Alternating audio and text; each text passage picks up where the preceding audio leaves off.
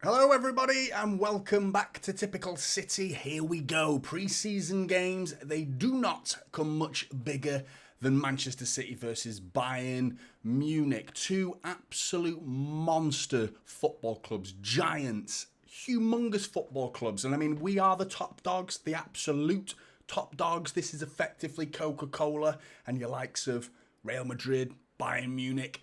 They're more along Pepsi and, very good, very, very good, in fact, and sometimes more than enough for what you need. But then you've got Arsenal and United. They're the roller colas, your fake knockoff brands, the wannabes. They're not up to this standards while they're doing pre-season games against each other. This is what we're talking about. Massive news, though. It just goes to show that Sky Sports reporting, Florian Plettenberg reporting, Sky Germany, that Kyle Walker, he will not be starting. He will not be starting. He bloody will. He absolutely will be. And he'll be captain as well. Again, absolutely massive news for the club. Massive news for the football club. But Alex in the chat, good to see you. Sub to the Mancunian Way and Big Steve. Yes, always supporting me, mate. I really, really appreciate that. Thank you. You're always following me and supporting me and boosting others as well to get behind me, and I really appreciate that. Stephen, good to see you, mate. Marco, hi, it's Johnny. I need like a door or something to start my stream, don't I, with a big panel in it, and then I just smack it with an axe and my face appears through the door like that. A bit of a dramatic start to every stream, an expensive one as well, because I don't have multiple doors to smash for every stream, unfortunately. But yeah, it's a good idea. But team news, let's have a look at the team news. You can see it alongside me there. Edison. So we've gone quite strong. I want to start with the Bayern team, actually, because anyone who watched my preview, one away. I was one away from getting it absolutely on the money in terms of Bayern's predicted starting 11. But Sommer's in that. Upamecano, get in.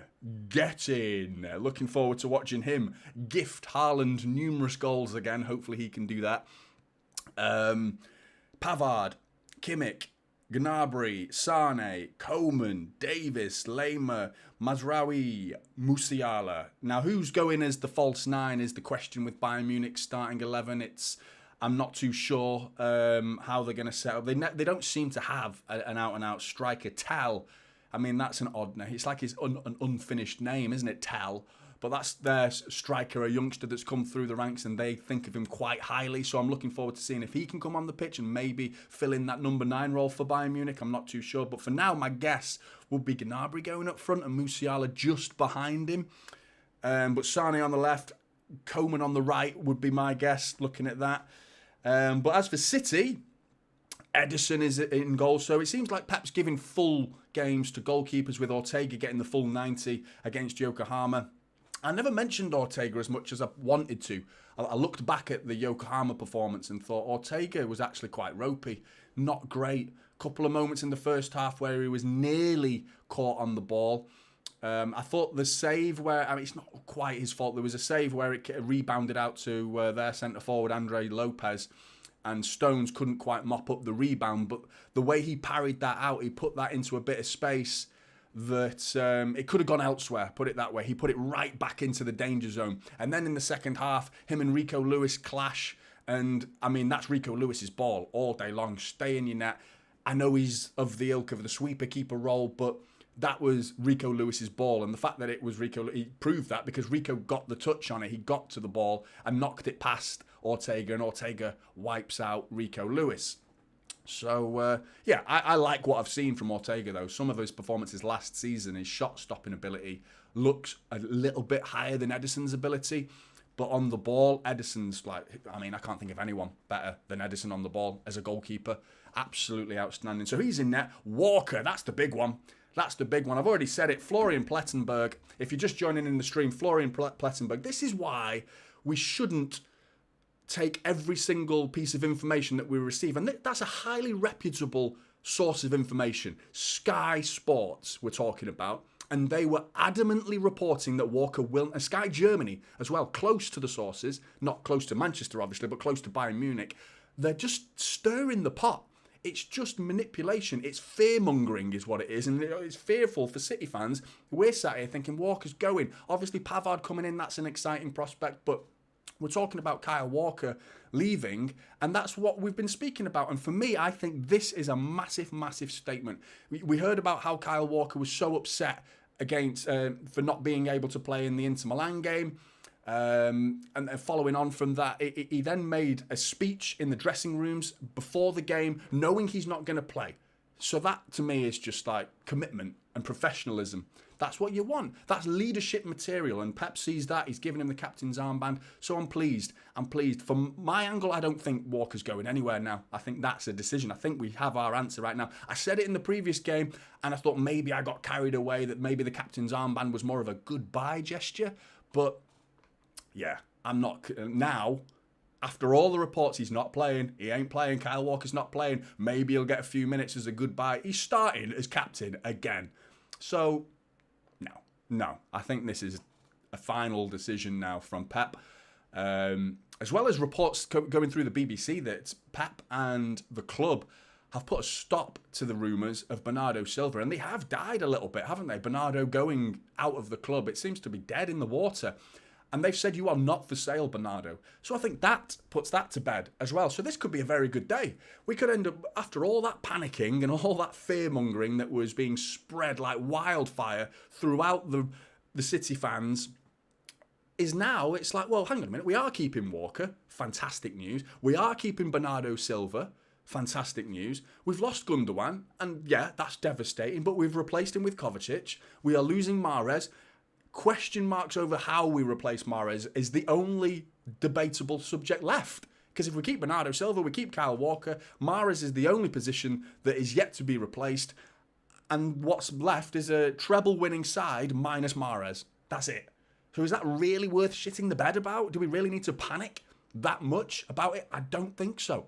And it's good news. This is good news. And I think this, why would you want to leave? We haven't stopped. We haven't stopped. This is just the beginning. Maybe the first of many trebles. Who's to say we won't do it? Who's to say we won't do it again? Maybe not next season. It's hard to replicate year on year. But who's to say in the next few years we won't do it again? Or come close to doing it again? And the fact that we know we will be at least challenging is enough of a reason to stay for me. Because Bayern Munich, yes, I understand Kyle Walker's decision, but PSG are not in that bracket. They're not in that bracket of guaranteed success, like in Champions League level. Yeah, going to a Farmers League in France, maybe so, but at the Champions League level, Mbappe, that seems to be, they hang their hat on Mbappe, don't they? They live off him. That's their bread and butter, is Mbappe, and he's off now. I mean, that's a whole saga. I'm interested to hear what you guys think about Mbappe, but La Arana, come on City. I agree. Yep, come on City. Big M, media biased against City is ridiculous. Yep, absolute. Totally agree, mate. Totally agree. There is an agenda. It is an absolute agenda. And it's not even subtle anymore, is it? I mean, I think we got a little bit of credit for the treble, but nowhere near as much as deserved. City themselves, and I'm okay with that. Do we really need to be validated by others? We don't. Really, let's just celebrate amongst ourselves. And if anyone wants to enter, they don't even dare to enter into conversations with us anymore, because we are almost a perfect club. And if we can wash away all the reports of the 115 charges, there's nothing left. There is nothing left but an impeccable football club.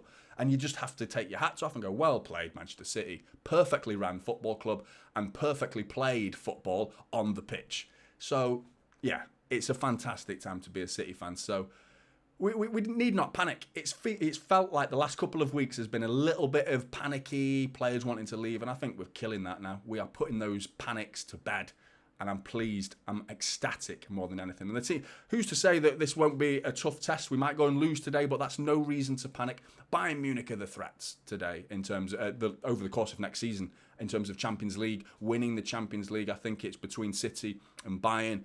Real Madrid closely, very, very closely following third favourites for me.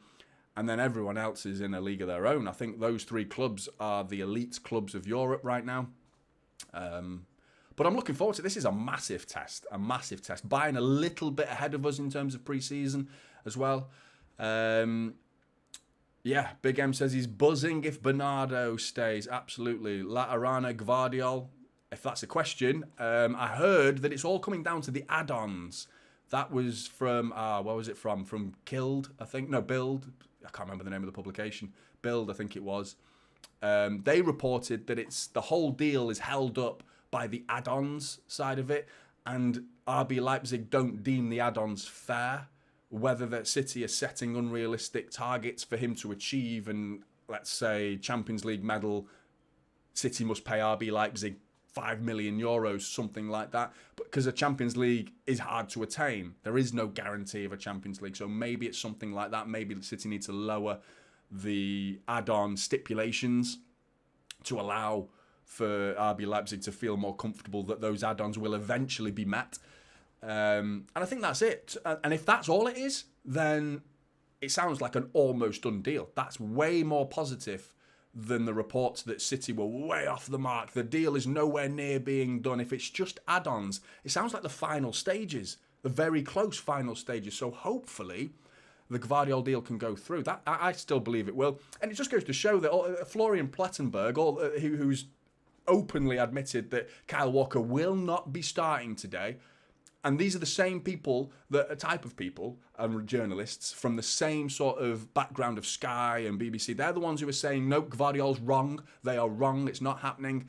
There's only one man really in the journalistic industry that's got the highest caliber of track record of getting it right, and it's Fabrizio Romano, and he says it's happening.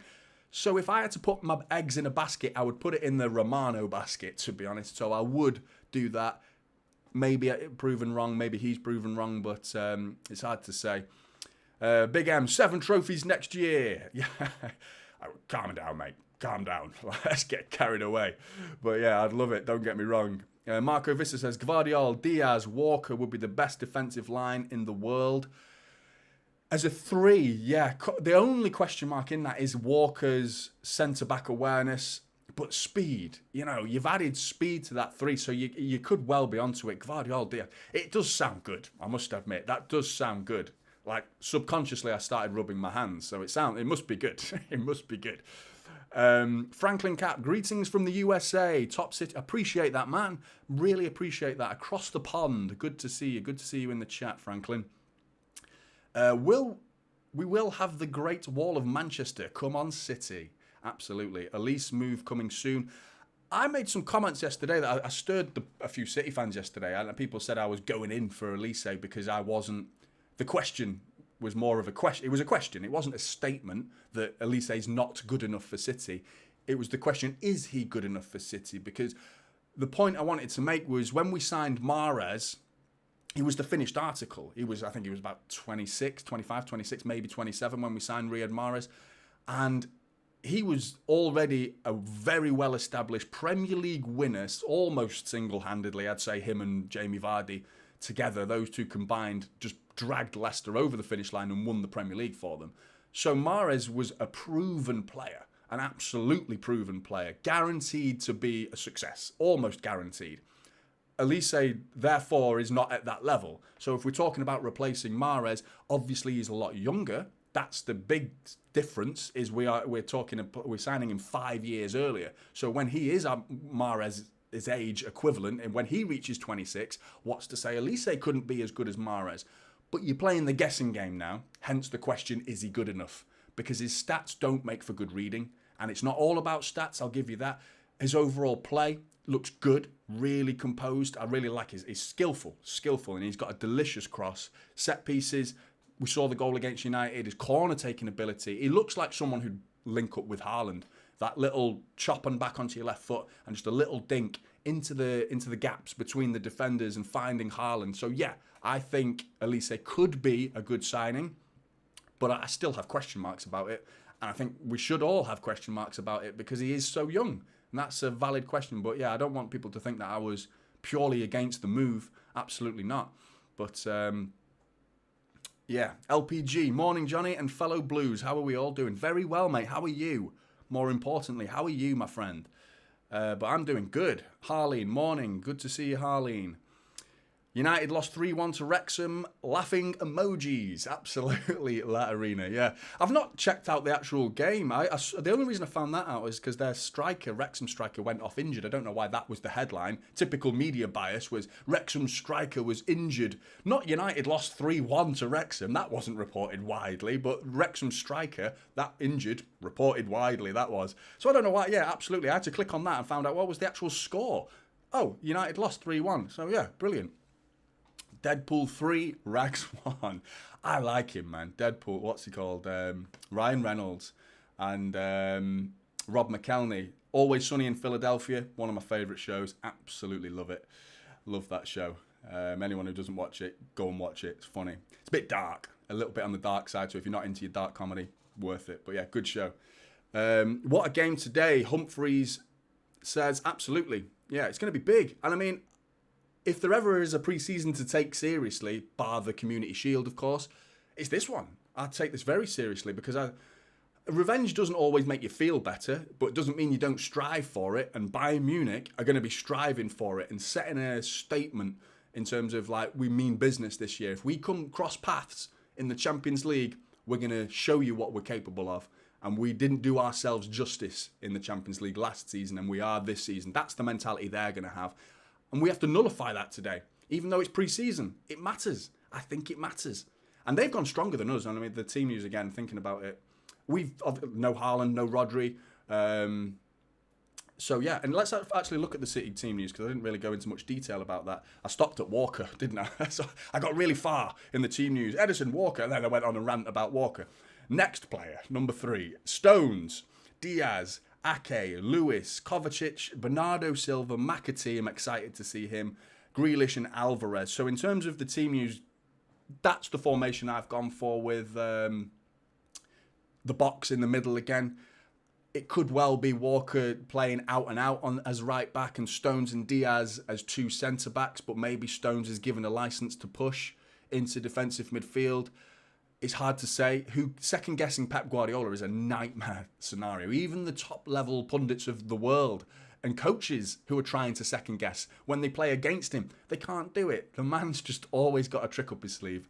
So, but my guess would be Rico Lewis. The fact that you've got Rico Lewis and Kyle Walker on the pitch at the same time, well, you can't have 2 right-backs, can you? So one of them's got to play in the middle. And I'd guess Rico Lewis playing in defensive midfield and asking Rico Lewis to do that on his own against Bayern Munich, I can't see it. I would imagine he's going to plonk Stones next to him as a bit of physical support, as well as just quality support. Ahead of them, I would have gone for Kovacic and McAtee to the peak of the box. And Bernardo Silva, we saw what he did against Alphonso Davies, which is why I think he's going to go out wide. Because at the Etihad, he battered Alphonso Davies, and I'm a huge fan of Alphonso Davies. I think he's a class act, a really class act. I would like to see him one day at City if the age doesn't play a part and he ends up getting too old to sign for City and Pep's system doesn't suit him right now, so it wouldn't make any sense. But last season, Bernardo Silva absolutely rinsed him. But yeah, my thoughts on James Trafford. I didn't see enough of him. The best moments I saw of him were in the Euros, and I mean, the way he played in that final, it doesn't get any dreamier than that, does it? Saving a penalty in the last seconds of the game to win the tournament. And it's not a penalty shootout either. Live in the game, in live play, saving a penalty in the last seconds of the game. That's dreamy stuff. In terms of him leaving, the only issue I had was the reports of the buyback clause. In terms of 19 million, cha-ching. Like, absolutely, take that all day long. But he's an unknown quantity. But obviously to Burnley and City, they know him. But for us guys who aren't privy to the under-21s quality and seeing them week in, week out and watching them religiously like we do the first team players, it's at 19 million for that level of player. Sounds like good business to me. The only issue was the buyback clause was installed into the deal, and I believe it was 60 million, which is like, why even bother?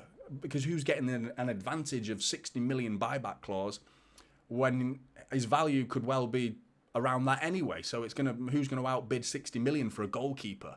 I mean, in years' time, 2 years' time, maybe goalkeepers are going for that price with inflation and things like that. It's not illogical for a goalkeeper to be going at such a high price, maybe. But 60 million, that's a lot for a buyback clause. What a win for Deadpool. Yep, absolutely.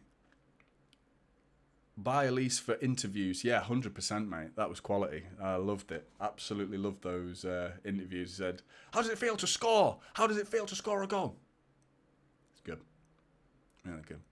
So explain the goal to us then. How did the goal go? He was like, Zaha passed the ball. I shot. I scored. Right. Cheers, Elise. Thanks, mate. Yeah. Full of life. A zest for life, that man. Yeah, Haaland's the same. I mean, if anything, he's got a little bit more of a zing. I remember his Dortmund interviews. Haaland's Dortmund interviews were hilarious. He was so... And I think that's where the robot, name came from, the nickname of being a robot. I think that's where it came from. But since then, his interviews have been fantastic. The first one at West Ham, he said, he swore, didn't he? He was like, oh, it was shit. It was a bit shit. But yeah, and he was like, oh, Erling, watch what you say. I love watching the interviewer panic when they swear. It's so funny. Micah Richards was the king of it. Oh, fucking hell. Oh, yeah. Oh, that was so good, that was. Yeah. Who's that? Sorry. Who's good in ball possession? Elise, I presume you're talking about. He is. Absolutely. Absolutely. Another treble for City, says LPG. How does it feel, Elise? It's all right. Yeah, absolutely. Where do I watch, please? Yeah, only in the UK and Germany. That's a bit disappointing, that. If you're not in the UK or in Germany, then you're buggered. Unless you can stream it somewhere from a dodgy site. I don't know where. I couldn't recommend you one right now. Not for friendlies, anyway. But in terms of City, UK, and Germany, you can watch this on Recast or City Plus. You have to subscribe. You can cancel it. You might as well get the month subscription, then cancel it at the end of the month if you're not interested in watching the game. City Plus is quite good, though. They do show full match replays throughout the season. And it's not, I don't know what the actual price is. I think it's like £3 or £4 a month or something like that. But yeah, cancel it after the month if you're only interested in the pre-season games. I don't want to risk Rodri playing 60 games. La Arana says, absolutely, yeah. I think last season he was pushed to his limits and it paid off in the end with that Champions League final goal. And if ever there was a man who deserved a holiday, it was him. Absolutely. Rodri worked his socks off all season, but you are running the risk of burnout, injuries, just general fatigue, and mental fatigue. Just sometimes you just need a break, don't you? Just like from anything in life, you keep doing the same thing every day, you get bored of it. Eventually, you do need a break. Hence the holiday. So hopefully he's had a nice break, come back raring to go fit and ready to play football again. But absolutely, I think Phillips has got to step up. Stones, we know, can play in there. Rico Lewis can play in there. Kovacic can play in there. If we get Gvardiol, I'm pretty sure he could play in there as well. So we could end up with 5 players that could all play in the central defensive midfield role, which is cover all over the park. And that's what's so good about these acquisitions that Pep Guardiola's making, is they can play everywhere. So it's like, we need to, that's why I don't worry too much about replacing Mahrez for an absolute Mahrez clone. Do you know what I mean? It's not the end of the world because we've got other players that can go out there. Obviously, Cole Palmer and Oscar Bob are nowhere near Mahrez's level, but maybe they could share the role between them. Bernardo Silva could go out there. I don't see why Grealish couldn't play on the right. Foden can play on the right. So there's cover over there. Up front, we've only got Haaland and Alvarez. If anywhere there's a weak position in terms of actual cover, it's there. They're the only two. If we lost Haaland for an injury, we've just got Alvarez. And then we have to revert to a false 9 after those two. So that's the only area of the pitch that's genuinely weak in terms of cover because there's no other players that can step into that role and do the role that those two can do. But yeah, what's your name, bro? It's Jonny. That's my name. I nearly said don't wear it out. What if I did anyway. But what a lame thing that would have been. Please wear it out. Yeah. Rodri's like Busquets, never gets injured. He's rarely injured. I think he picked up like a couple of weeks in his first season, like a couple of weeks. I remember him he did get injured, but yeah, like you say, very, very rarely injured, which is great news. Kevin De Bruyne is someone that needs to. It's hard though, isn't it? Some people you're just born a bit injury prone. You can't shake those things. It's such a shame to the amount of time we've lost Kevin De Bruyne. There's a few legends over the years at City. Aguero. How often was Aguero out for? And still our club record goal scorer. Vincent Kompany. How many months of was he out for? And then he'd come back for the most important games and just score as well, like against United with boom, towering headers and other situations where defensive performances against West Ham, the last game of the season with Pellegrini as the manager. He scores from a corner to make it 2-0 after Sami Nasri made it 1-0. So, yeah, but I'd love to have these players for the whole season. Kevin De Bruyne is always injured nowadays. He's injured right now, but he's on the bench and rumoured to be coming back sooner than expected, which is great news. We could do with him taunting and haunting Arsenal Football Club again for that Community Shield game, because he ruins them. They are terrified of Kevin De Bruyne. He's like a voodoo player, but here he is. They've zoomed in to Kyle Walker, who's leading the team out in our new third kit, which I love, by the way. It's pretty nice. Pretty nice. I've got the home kit of last season. I don't always buy kits just because of how often I wear them. I wear them for watching City. That's about it. But I've ordered that one. That's on the way. So I'm looking forward to getting that. It's so nice. It's unique, isn't it? It's rare. It's a nice design. But yeah, Kyle Walker, they zoomed into his captain's armband, making a statement there with the cameraman. But Big M says City's medical team is underrated, to be honest. They were crucial for keeping most of the team injury-free last season. Yeah, we did. We did go through most of last season without any major injuries. And Haaland's the big one, isn't it? Because the confidence that the rest of the league would get if Haaland was suddenly announced injured for 2 months, God forbid. But, you know, if that day ever came, that would send massive confidence boosts to every one of our rivals. They'd be like, Haaland's injured. Everyone's like, no one wishes that on their enemies. No one wishes that. But inside one of them, innit, it's like, yes, one of them. So, yeah, let's not pretend we're all... It's a competitive game. You take any advantage you can get. But here they come. Players coming out, lining up. I'm looking forward to this one. Kimmich leading out Bayern. There's Upamecano, the Haaland goal assist machine. He's actually an all right player, Upamecano. He just had a mare of a game against Erling Haaland in both legs as well. He slipped at the Allianz Arena and he dilly-dallied on the ball. I think it was Alvarez who nicked it off him, or Grealish nicked it off him at the Etihad. I can't remember, but it was all down to Upamecano's like nightmare performance. And Sommer is in that as well. He had a mixed performance against City. And two unbelievable saves. One with his leg, saving Gundogan's chance. I remember that. And then he's a little bit flappy as well, though. He was coming out for crosses and dropping it. And so I think we could have a few pop shots at him from outside the box, see what he's about, see if he's warmed up. There's Lima.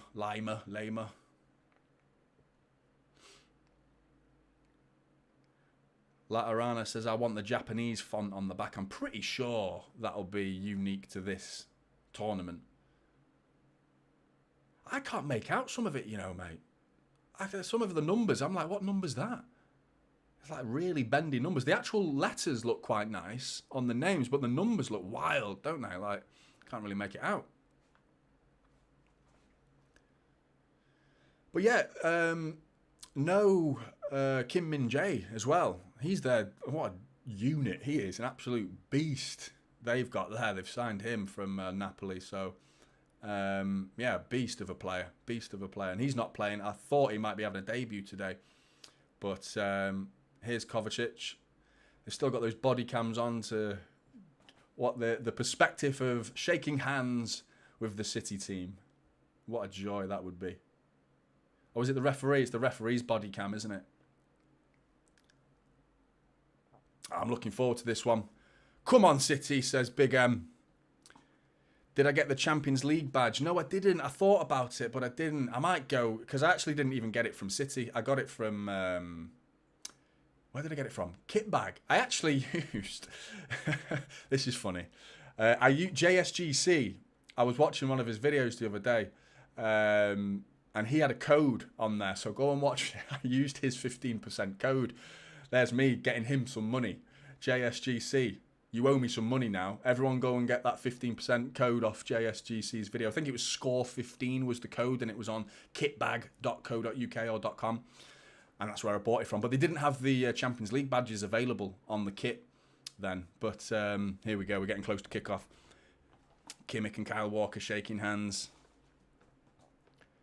I wonder what the attendance is going to be. Little old City and no one cares about them. People will all say, oh, they're here for Bayern now. And who, I mean, I'm pretty sure they weren't there for Yokohama in that friendly. 61,800 turned up for that game. A Japanese record, J-League top flight record.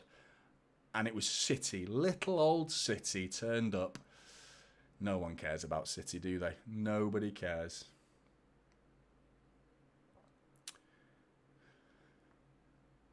Atif says, why didn't Cole Palmer start? He was better than McAtee. Well, they played in different positions, mate. Cole was on the right. McAtee was more tucked inside into the middle of the park. This time he's given Bernardo Silva the role, and out of Cole Palmer and Bernardo Silva against Bayern Munich and Alphonso Davies, I'd pick Bernardo Silva. But you're right, in terms of who played better out of McAtee and Palmer, Palmer did. Yeah, I thought McAtee looked a little bit nervous. 45 minutes. Little window. Here we go. Here we go. Here we go. About to have kickoff. City taking kickoff.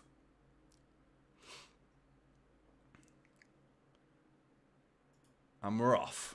Kicked all the way back to Edison as we usually do. I'm looking forward to this one. Looking forward to this one. Let's make sure my clock's working. Yeah, it is.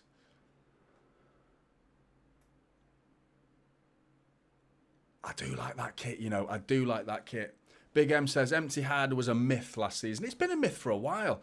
Every time I went to the Etihad last season, it was packed. It is, mate. And I tried getting my son a season ticket for last season. I managed to get him a few single tickets, but I couldn't get him a season ticket because the waiting list's massive. And they do prioritise kids as well. So if you want to like move with a kid, they always prioritise you because you've got a child with you. And even then, I couldn't get one. I was too slow. You know, they say call up at 9 o'clock in the morning. You call up at 9:01, sold out. So yeah, fucking empty, innit? No one wants to watch City. Yeah. There's a lot of myths around City, but the people live off it, mate. They live off myths right now. It makes them feel better. They need that so they can sleep at night. Because if they don't, they have to hold their hands up and go, City are the best football team and club in the world. And that they don't want to say that. That's a bitter pill to swallow for too many people. Rico's playing left back. Is he? Pretty sure he's not. That's Ake. So yeah, in terms of the actual lineup, how it looks, Rico looks in the middle there. Here's Ake left back on the ball. Rico Lewis is quite advanced up the pitch, but there you go. John Stones pushing into defensive midfield. I think I've got it right.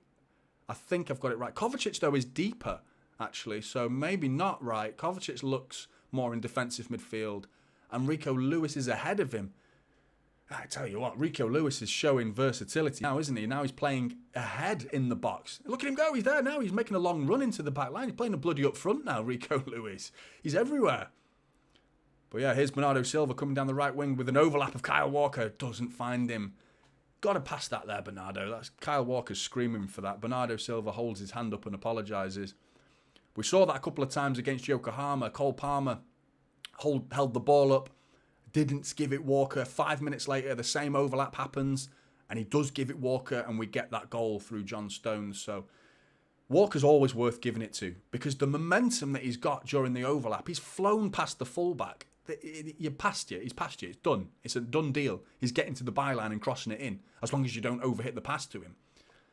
But I want to see a bit more activity from Grealish. I thought he did everything really well.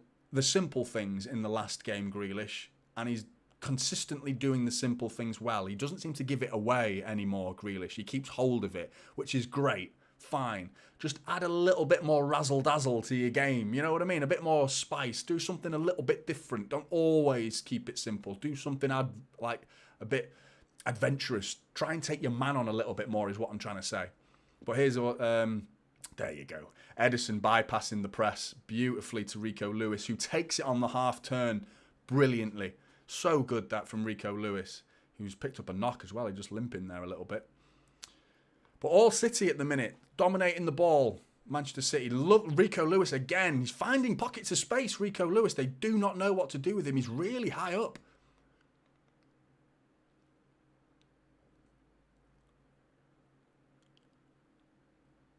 Yeah, this is good from City. A lot more crisper. That start against Yokohama was a little bit rusty, to put it politely.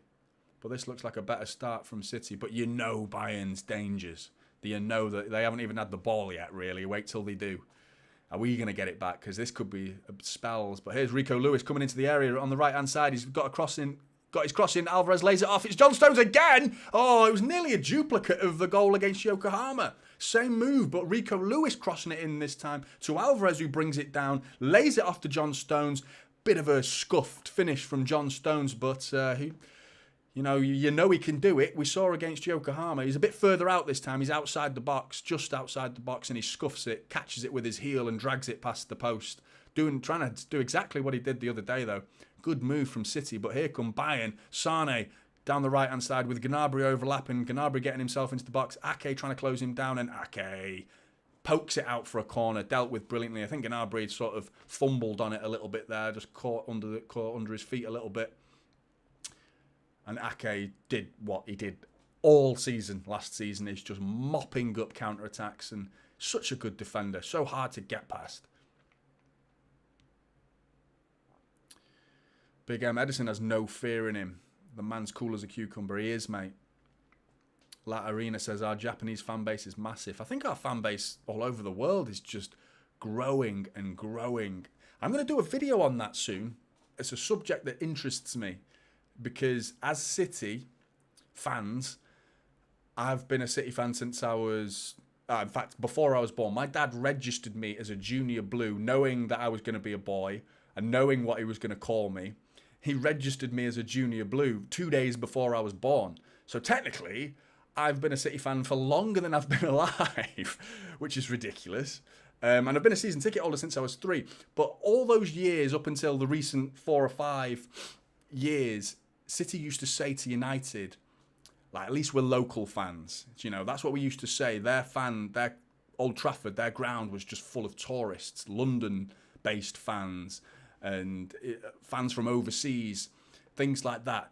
Now, City are very much welcoming that, and I'm all for that, absolutely all for it, but it's hypocritical. I used to say, at least we're Manx, at least we're all from Manchester, and now it's hypocritical of me to say it, but I was wrong to say it, because not only is it, like, good for the revenue of the football club, to the size of the growth of the club, but I've seen some of the fans overseas now that they are absolutely passionate as they come. They might not be going to the games, and a lot of the talk is, do you even go to the games? Do you go to the games? And I hate that. As someone who went to the games, I've only just stopped going to the games to start this channel. I hate it. I hate the idea of saying, like, you've got to go to the games to be a real fan. And if you don't go to the games, you're not a real fan. I think that's utter bollocks, first of all. I'll get onto that in a minute, but here come Bayern Munich pouncing through. Oh, Gnabry's in. Oh, he just couldn't control it. Edison picks it up. But on that subject, going to the games, I used to go home and away. Like, I'm an avid season ticket holder, only just stopped, like I was saying. But I used to sit next to fans who were more interested in getting shit-faced and drunk or do drugs or whatever it may be. No, I've got no problem with that. But then come Monday morning, they're talking to other people about the games. Did you even go to the game? Did you even watch the game? They couldn't even tell you what the score it was or who scored because they're out of their face. Do you know what I mean? They're not there for the football. They're there for the crack. They're there for the drugs, for the booze. Do you know what I mean? So don't come to me and talk to me about City fans that go to the games are football people. I've got no problem with what they do.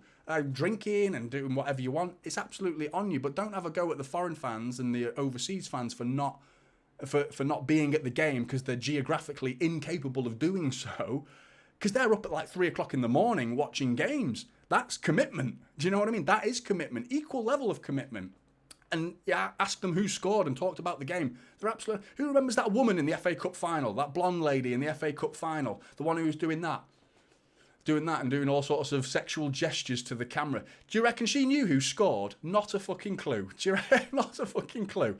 So don't talk to me about that. I think it's a really interesting topic, talking about overseas fans and UK fans. And don't get me wrong, look at like Big Steve, for example. Adamant City fan, home and away, without fail. You ask him about the game, he can tell you every little detail. Absolutely spot on. There are plenty of fans like that. Don't get me wrong. Absolutely. So there are match goers And I consider myself to be one of them, or was one of them until last season. But anyway, here's John Stones into the box, doing a few step-overs, tucks it back to Bernardo Silva, back heel to John Stones. Some nice little triangle play here from the two of them. John Stones, throw in. Nearly got caught on the ball there. But, yeah, I'd love to hear your thoughts on that as well. What do you think about the whole foreign fan versus... Well, it's not versus. I don't want to pit them against each other. I don't want to create a bloody war or anything like that. But you know what I mean? It's an interesting topic.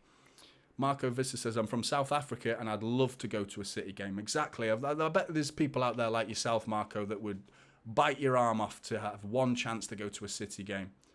Honestly, I'd love to be able to make it happen. I can't, unfortunately, but it must be a dream come true for some guys out there that are huge City fans and just unable to go. It's not their fault. They live where they live, you know, so it doesn't mean they don't care. Hugh says, I was a season ticket holder during the Pierce years. Not anymore. I just go a dozen or so throughout the year. That's fair enough. Everyone's circumstances are different.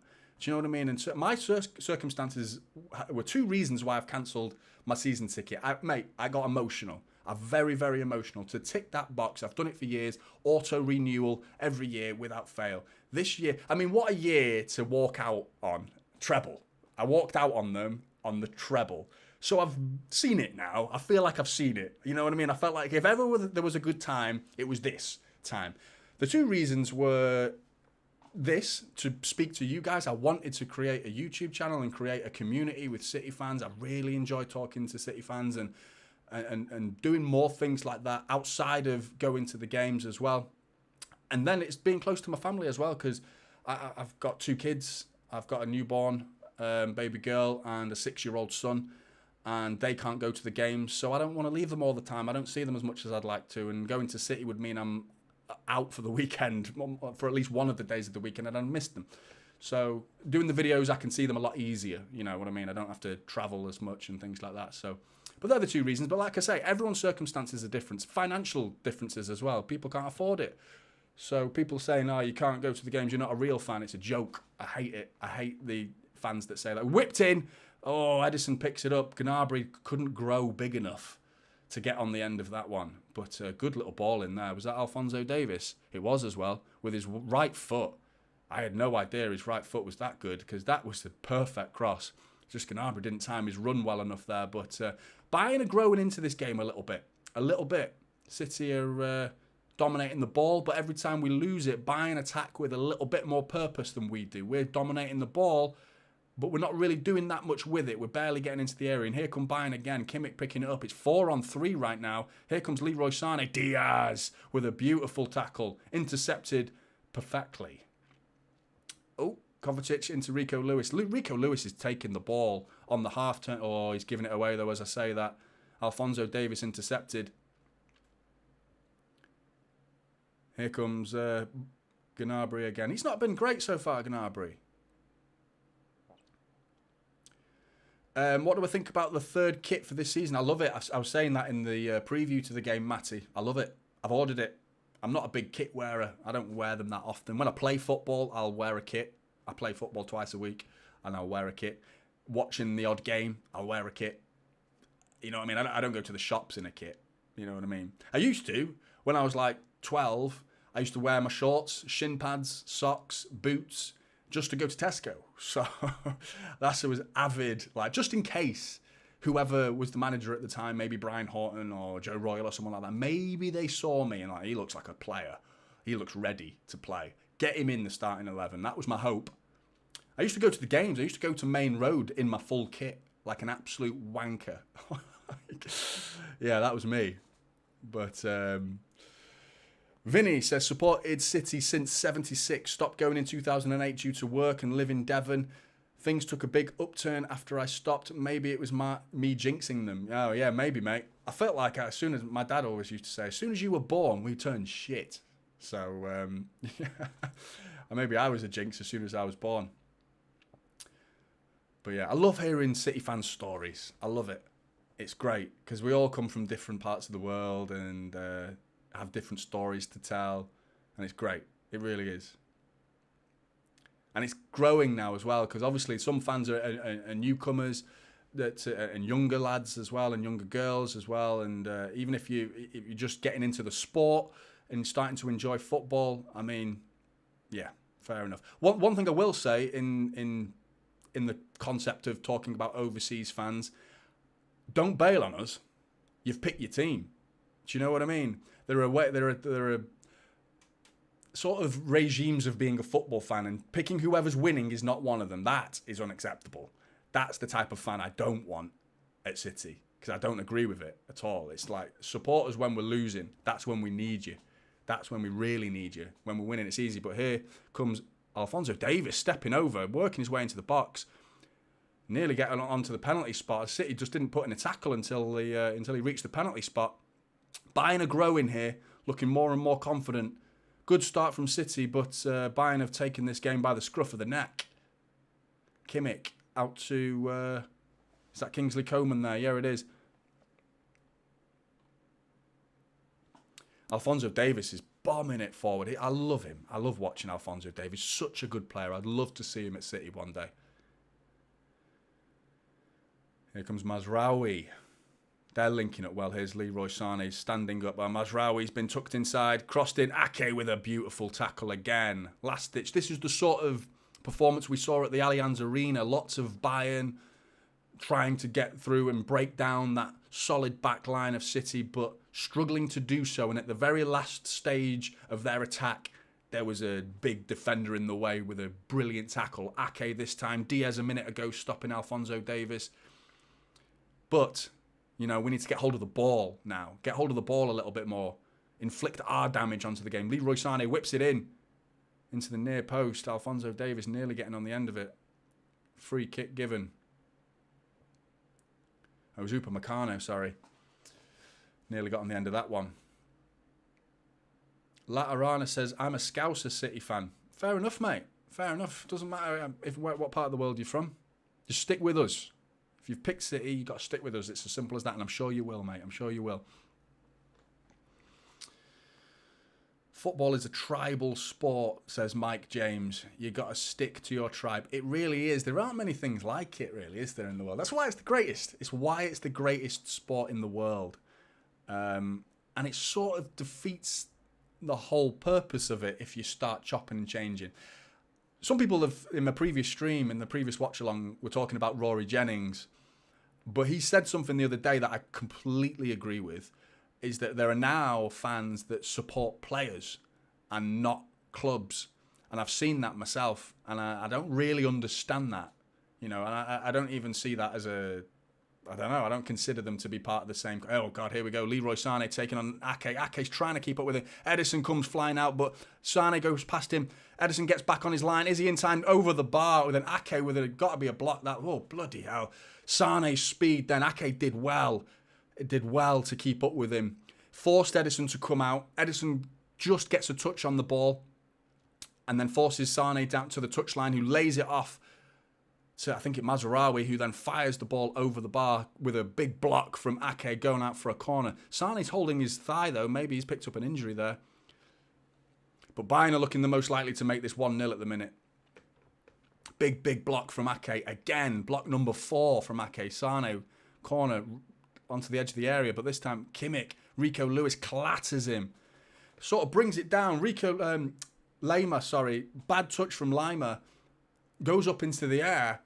Rico Lewis comes charging in, misses the ball and just takes his man out instead. Free kick in a very dangerous area for Bayern Munich.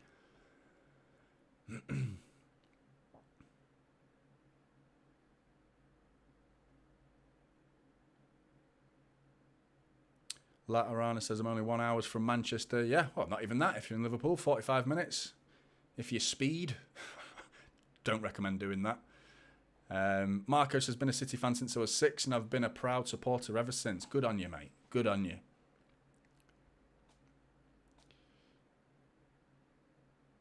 Mike James wants a blue, wants City, always City. 100%. The thing is, it's easy, and I mean, some of you, I'm sure most of you, in fact, maybe all of you, have supported City prior to our success, recent success. It is now easy to jump on the bandwagon, and now we're the treble winners. Yes, I get that. But if it's just when things go wrong, anyway, Leroy Sané free kick. His run-up's very straight. Smashes it off the bar. What a free kick.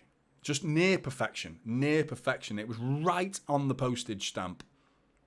What an effort that was. Ederson just looked at it and hoped. What a free kick that was. We saw him do that. I'm sure he scored one similar to that against Schalke for City in the Champions League. It's something he doesn't really get spoken about, Leroy Sané, and his set-piece taking ability. He is, isn't he? It's like an unbelievable free kick technique. Vinny says, Peter Barnes was my favourite player and one of the main reasons I started supporting City. Bit before my time, Peter Barnes, but yeah, I know of the guy. Watched him play a few times. Oh, McAtee nearly sent through. Here comes City. Need to get hold of this ball. Bayern are flying about here. Getting stuck into us here. Looking a bit out of our depth after that good start. First 10 minutes or so, we were doing well. Now all of a sudden, Bayern seem to have the bit between their teeth, dominating the play. When we get the ball, they're closing us down aggressively, tackling harder than we are. Need to up our game. We are a bit behind them in terms of pre-season, so we have to factor that in. Walker on the ball. Now we've pinned them back a little bit. Oh, Rico Lewis. Ooh, comes out of it. Got a bit lucky there, Rico. John Stones plays it out wide to Bernardo Silva. Bernardo Silva out on the wide. Just keeping the ball again. And it's what we were doing at the beginning of the game, but we need to find a bit more of a kick. Here we go. Alvarez brought down. Is it a free kick? No, says the referee. But Bernardo Silva picks the ball up on the right-hand side. Back to Walker. All of Bayern are back in their own half now. More like it, what we like to see. We just need to see a bit more penetration from City. Alvarez tries to flick it out to Bernardo Silva, but doesn't get enough on it. Intercepted. Here comes Coman. Ake intercepts his pass. Ake's having a blinder. We are watching Ake having a blinder right now. 5 times now he's single-handedly stopped a Bayern attack. Rico Lewis has got all the space in the world, bursting into that right-hand channel. He's got lucky, bounces back to him. He's in the box, one-on-one, just laid off. Alvarez, save, goal, goal, get in. McAtee finishes the rebound. Has to be, get in.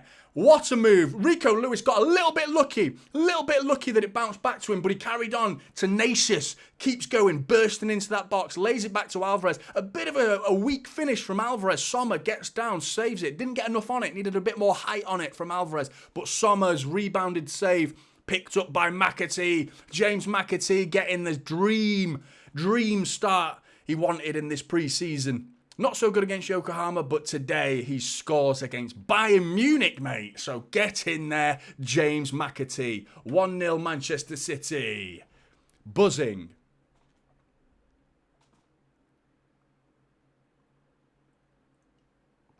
Rico Lewis and McAtee involved. Hey? Youth. That's what we're talking about. Get in there. Bit against the run of play, in all honesty. Didn't really feel like that was deserved. Thomas Tuchel shaking his head. Pep. I remember last season he was mocking Pep. Does anyone remember Thomas Tuchel doing an impression of Pep?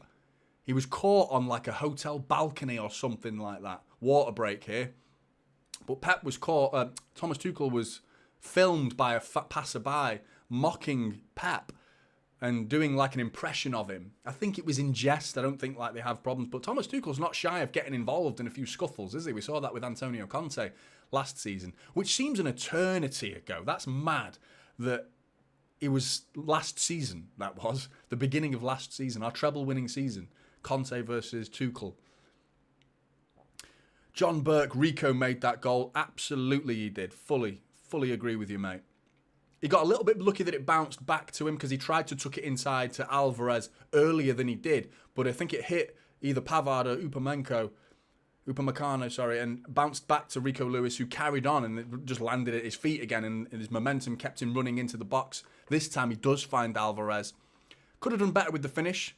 It would have been a prettier goal had it gone straight in off Alvarez, but don't think you could say that to James McAtee, who would rather it have landed at his feet for him to get a nice, easy goal. To build the confidence as well. He's got to be buzzing now. He's got to be on that pitch with absolute confidence. He must be buzzing right now. Scoring against Bayern Munich for a treble-winning Manchester City against watching 60,000 people.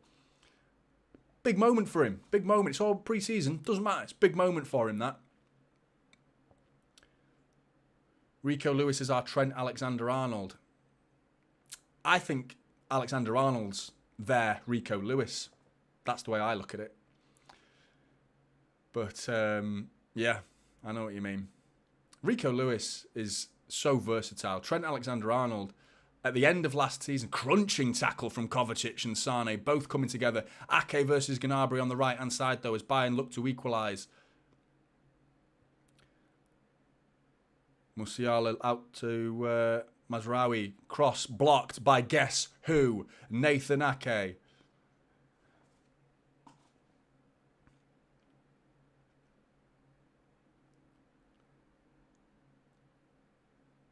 Kimmich's had some interesting comments about City recently as well. He's someone I'd love to see at City. There's no room for him in terms of position. Obviously, like, I think he's not at Rodri's level. I think Rodri's a better player than him. Well, maybe not technically, but at doing that role, Rodri is the best. He suits City. But Kimmich is someone that you would, maybe Stones would have to step aside if we were to get Kimmich. But Stones is like so good.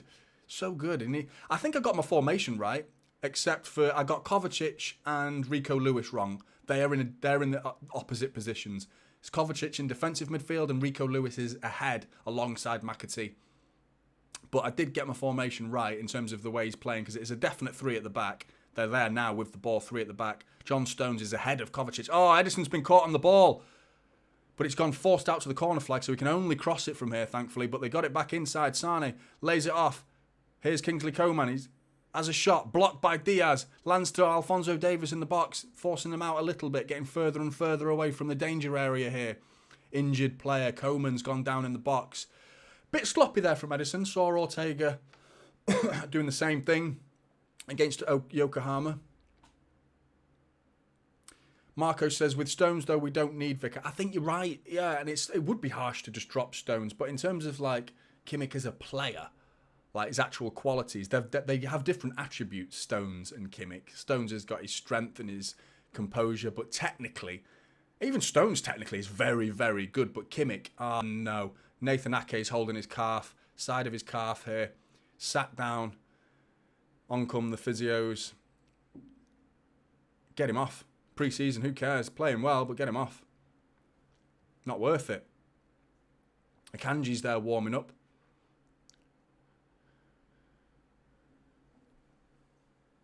Have I ever been Merseyside? I used to work there, mate. I used to work there. I used to work in Liverpool. A Kanji ball. See Darren. Good to see you, Darren. How are you, mate? Get in, running late, but we're one up. How are we playing? Well, okay. We started off well. First 10 minutes, dominating the game. Possession-wise, weren't really creating much.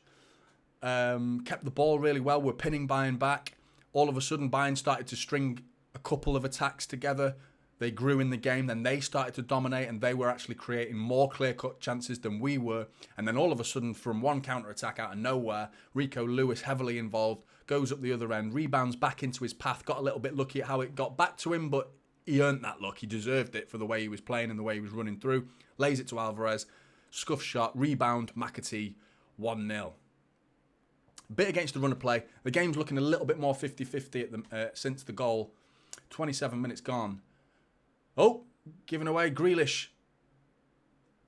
Oh, Grealish tried to tuck it inside to Alvarez. Wrong decision there. He had an easier pass was out to Bernardo Silva, but he tried to go right through the middle of Bayern's defence to Alvarez, and it wasn't on. The gap wasn't there. Intercepted, and now here come Bayern.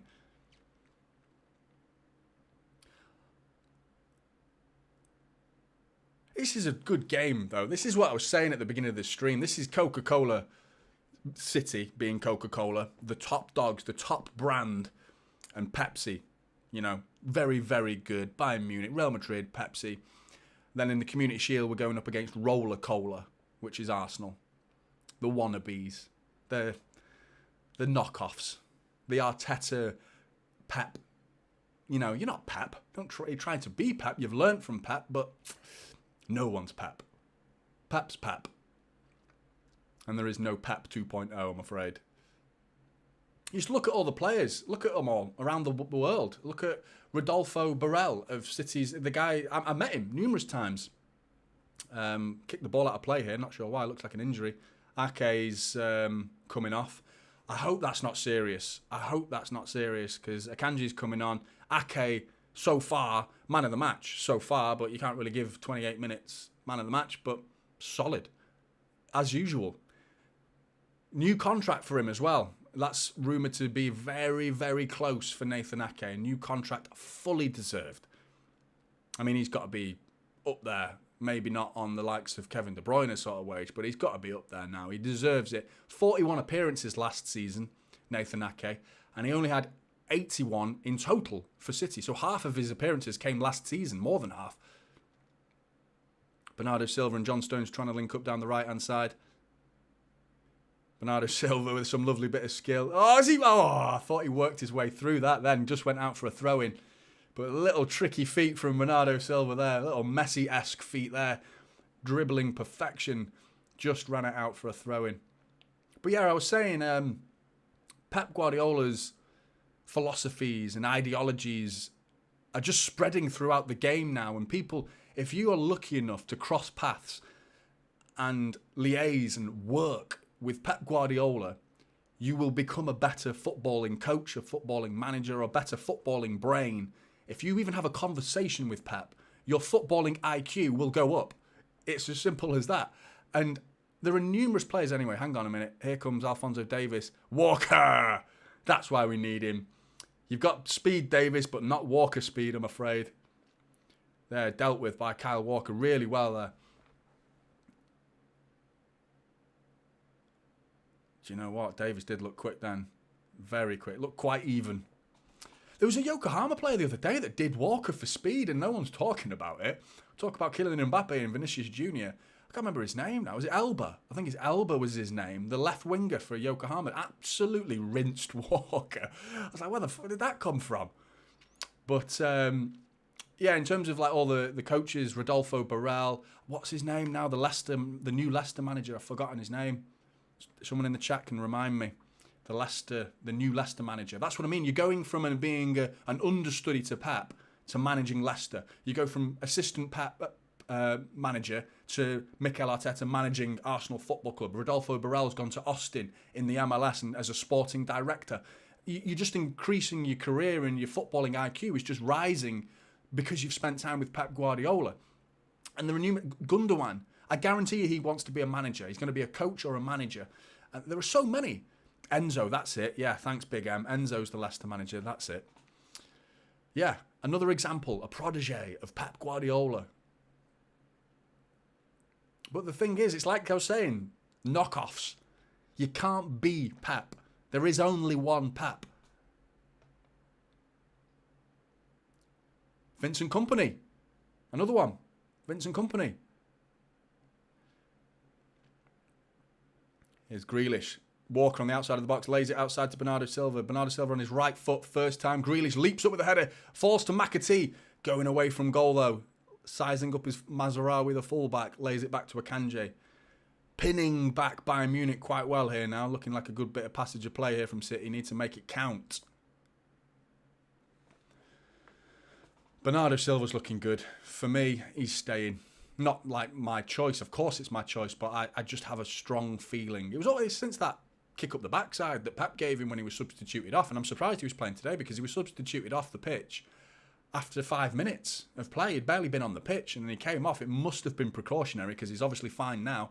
He's doing some worldy bits of skill over there on the right-hand side of the pitch. Walker looking for an over-the-top. Oh, nearly didn't reach it. Rico Lewis trying to pick up the loose ball. He does that brilliantly. Gets it to Bernardo Silva. Holding up the ball. Bernardo Silva. He's run out of play again for a throw-in, but it was an amazing bit of skill. Bernardo Silva tells the linesman to fuck off. I'm pretty sure that's what he said. It's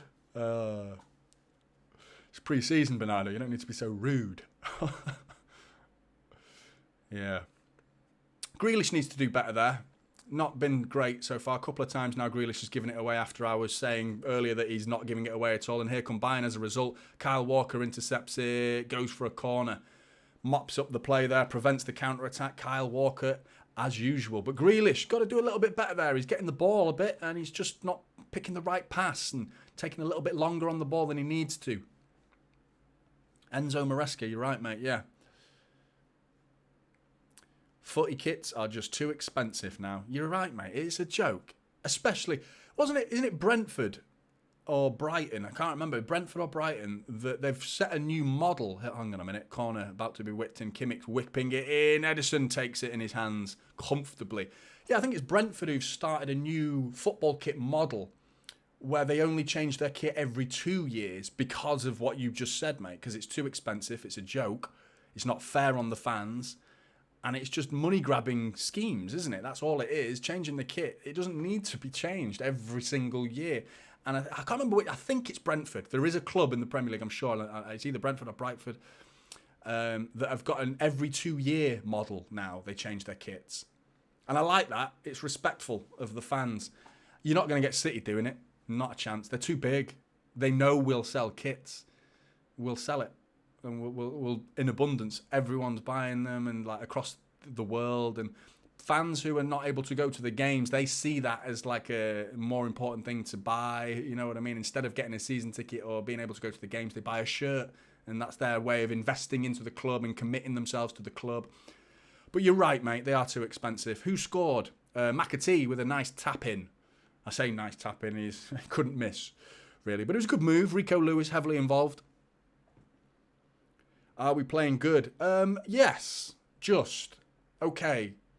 I think Bayern are a bit unlucky to be 1-0 down. A touch unlucky. They were the better side when we went 1-0 up.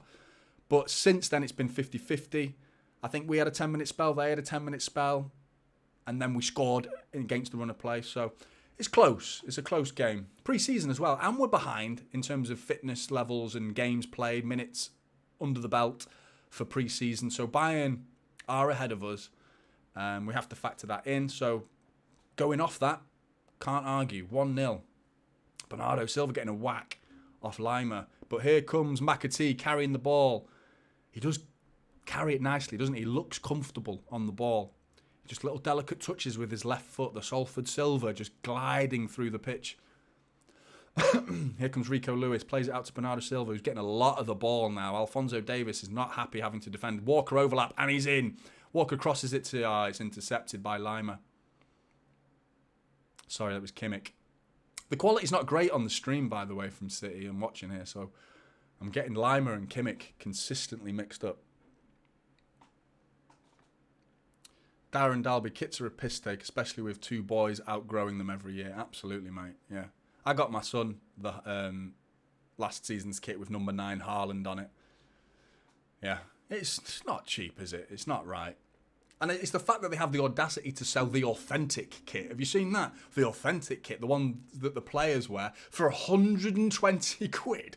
Fuck off. Like, authentic. It's fabric, mate. And it's going to be out of date in a year as well. Anyway, Alvarez. Rico Lewis in the box again. Is he going to shoot? Shoot! Oh, he doesn't. He takes. He's bobbling his way through again, but he should have shot a little bit earlier. Kovacic picking it up after Stones intercepts the... But here comes... Bad pass from Kovacic there. Here comes Mazraoui. Lays it down the right-hand side to Sane, who's sizing up Akanji. Akanji's been turned and beaten. Musiala fires it in. Edison punches it away, straight away from Edison. And here come City. Slower, though. Alvarez on the ball.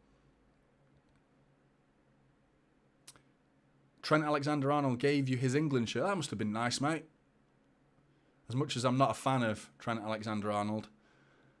Because he plays for Liverpool. It's as simple as that. Who is your most hated player? Who is your most hated player? Like the one that just, you could smack him. Do you know what I mean? I've got a good list of them, to be honest. Jordan Henderson was in that list. Trent was sometimes in that list. Jesse Lingard was in that list. Just annoying. Like, just, I bet they're lovely people off the pitch. It's just on the pitch, I hate you. I hate them. I loved Craig Bellamy, but I bet everyone hated Craig Bellamy. I never really understood the Robbie Savage hate. He never really bothered me that much, Robbie Savage. He was a bit of a tough tackler guy, but people hated Robbie Savage, didn't they? He was booed wherever he went. Rooney and Ronaldo, you hate them. Wayne Rooney, yeah, he's a bit of a twat. Yeah. But then you look at Gary Neville, I hated him as a player. I really respect him as a pundit. I quite like him as a pundit. He's quite good. And he always sticks up for City. Do you know what I mean? He, like, maybe he's trying to prove how much he doesn't have a bias agenda. Because he really speaks so highly of City and always defends us. Even with the financial fair play, he says financial fair play is wrong. And I think that's more in consideration of Salford, his club, because he's probably got more money and he can't spend it. So he's pissed off with financial fair play. But at the same time, he defends City in the same breath. So I'll take it. I mean, I thought he was an absolute twat on the pitch. But as a man, he seems okay. Seems as a pundit, good. Quite like him. Robertson from Liverpool. Yeah, man, Robertson's an arse. He annoys me. It's that smile, isn't it? He smirks at you like he wants... Go on, punch me. Punch me. Yeah, I know what you mean. Funny though, isn't it? Bruno Fernandes, absolutely. Yeah, he is. He's just a horrible cheat, isn't he? Like, he's constantly in the ref's ear, whinging about everything. I wonder if we've got any. Who do you think it would be our most hated player if you were an opposition, if you were a rival fan? Who would hate the City? Which City player would be hated? It's been about very... Last 5 minutes has gone a bit quiet in terms of possession. Both teams just sizing each other up a little bit. It's gone a bit quiet. The game's not moving. The tempo of the game is slowed down to the point where Edison's now bored and he's dribbling with it, coming past the attackers and the defence. Nice play there from Alvarez. Sterling, when he was there, yeah, Sterling. Haaland, maybe, yeah, that big beaming smile every time he scores. Haaland scored his 6 billionth goal again. Oh, yeah, I know what you mean. I'd be pissed off if I was an opposition fan. It was like watching Van Nistelrooy as well. He always scored, didn't he? And he was like, oh, him again. Yeah. Haaland, absolutely. I think you're right. I think Haaland, yeah. And that face that he pulled with it. Who was it? Everton player. What's his name? Is it... I've forgotten his name. Is it Godfrey? He was winding up Haaland and Haaland just went like that. It was so good. Yeah. Godfrey, yeah, it was Godfrey, yeah. Anyway, here comes Leroy Sané on the edge of the area. Oh, he's laid it off to Coman. Deflected, blocked by Rico Lewis. Rico Lewis is growing in this game. Growing and growing. I hadn't seen him asked to defend at all because he's been so advanced up the pitch.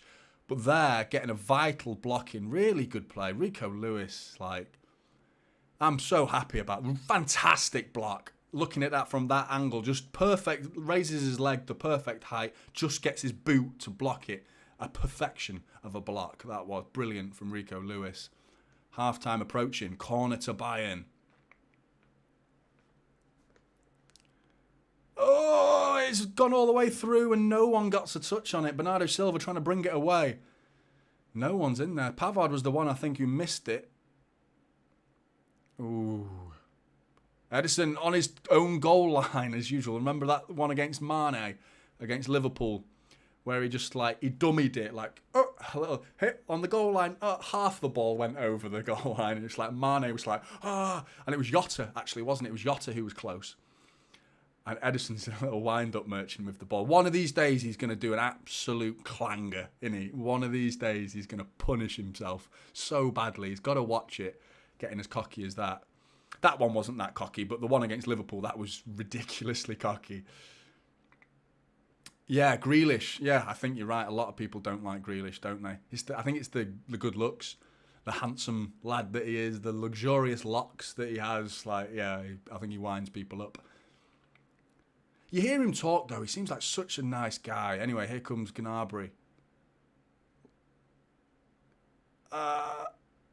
Saved by Edison. Oh, that was a bit of poor defending that. We backtracked and backtracked and backtracked. Ended up to Coman, who drills it bottom right-hand corner. Edison saves with his feet.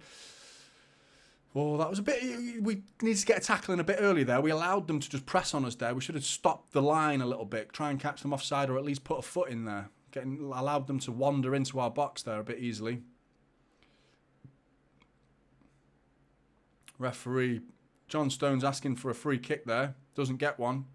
But he sprints back to mark up Gnabry, who's trying to run down the middle of the pitch. But Bayern play it back. keeping the ball in their own half for a little bit, killing the game a little bit, slowed down a bit. I genuinely do not think there are any knobhead City players. I think you're right, you know. I don't think, compared to the players that we've been talking about, Bruno Fernandes and Robertson and Henderson and players like that are just incredibly annoying, we don't have them. Not anymore, we don't. I think we've had a few. I mean, yeah, Balotelli would have annoyed me. He annoyed me as a City fan, to be honest, how casual. He made me laugh, but he was so casual, just so chilled. But then it was just like, he'd do something brilliant and you'd be like, yeah, there you go, fair play. That little shoulder goal against Norwich, love that. Grealish kicking off on the referee there, going mental. I think he's a bit frustrated at his own performance in this first half because he hasn't been good in the first half, Grealish. Just giving it away a couple of times, got caught in the corner flag just then. He believed the throw-in was his, screamed at the referee because he gave it to Bayern. At least he cares. It's pre-season. I like to see him giving a shit. You know, at least he cares. Adam Johnson, yeah. Jesus. Dodger. This is where City are a bit lacking. Key opportunity then for a counter-attack. Would absolutely love a speedy winger for balls over the top. Yeah, we've gone very much against the grain of speed, haven't we? We did have that with Sterling and Sane, and yeah, I think you're right. We did have it. I just think Pep's goes for the more, because more often than not, we don't need it. I think that's why we haven't got speed, because I'd say 19 out of 20 matches in the Premier League, the opposition is pinned in their box, so there's no room to utilise speed. There's no space to be speedy into. So in that position, you need more intricate players who can pick a lock, be a bit more delicate with the play and hold up play and do a clever ball instead of just outright knocking it past someone and beating them with speed. Yeah, I know you can still do it every now and again, and Walker's momentum is often used on the overlap for our speed. But yeah, we rarely have the opportunity to actually counter-attack because we're the ones who are pinning them back. We're rarely pinned back, but I agree. Games like this, where we come up against opposition that could pin us back, there are opportunities to counter-attack, and we do miss that ability to speed. Only really Haaland, isn't it? And that's going right down the middle. You knock it over the top for a counter-attack. Go on, Haaland. Leg it, mate. Chase it. And that more often than not, get us up the pitch at least, and hopefully if we can catch up with him. That's the problem with him, though, isn't it? No one can catch him. Even Grealish. And Bernardo Silva on the other side is like, hang on a minute, Haaland, will you chill out a minute? I want to catch you up. Half-time approaching. 30 seconds to go.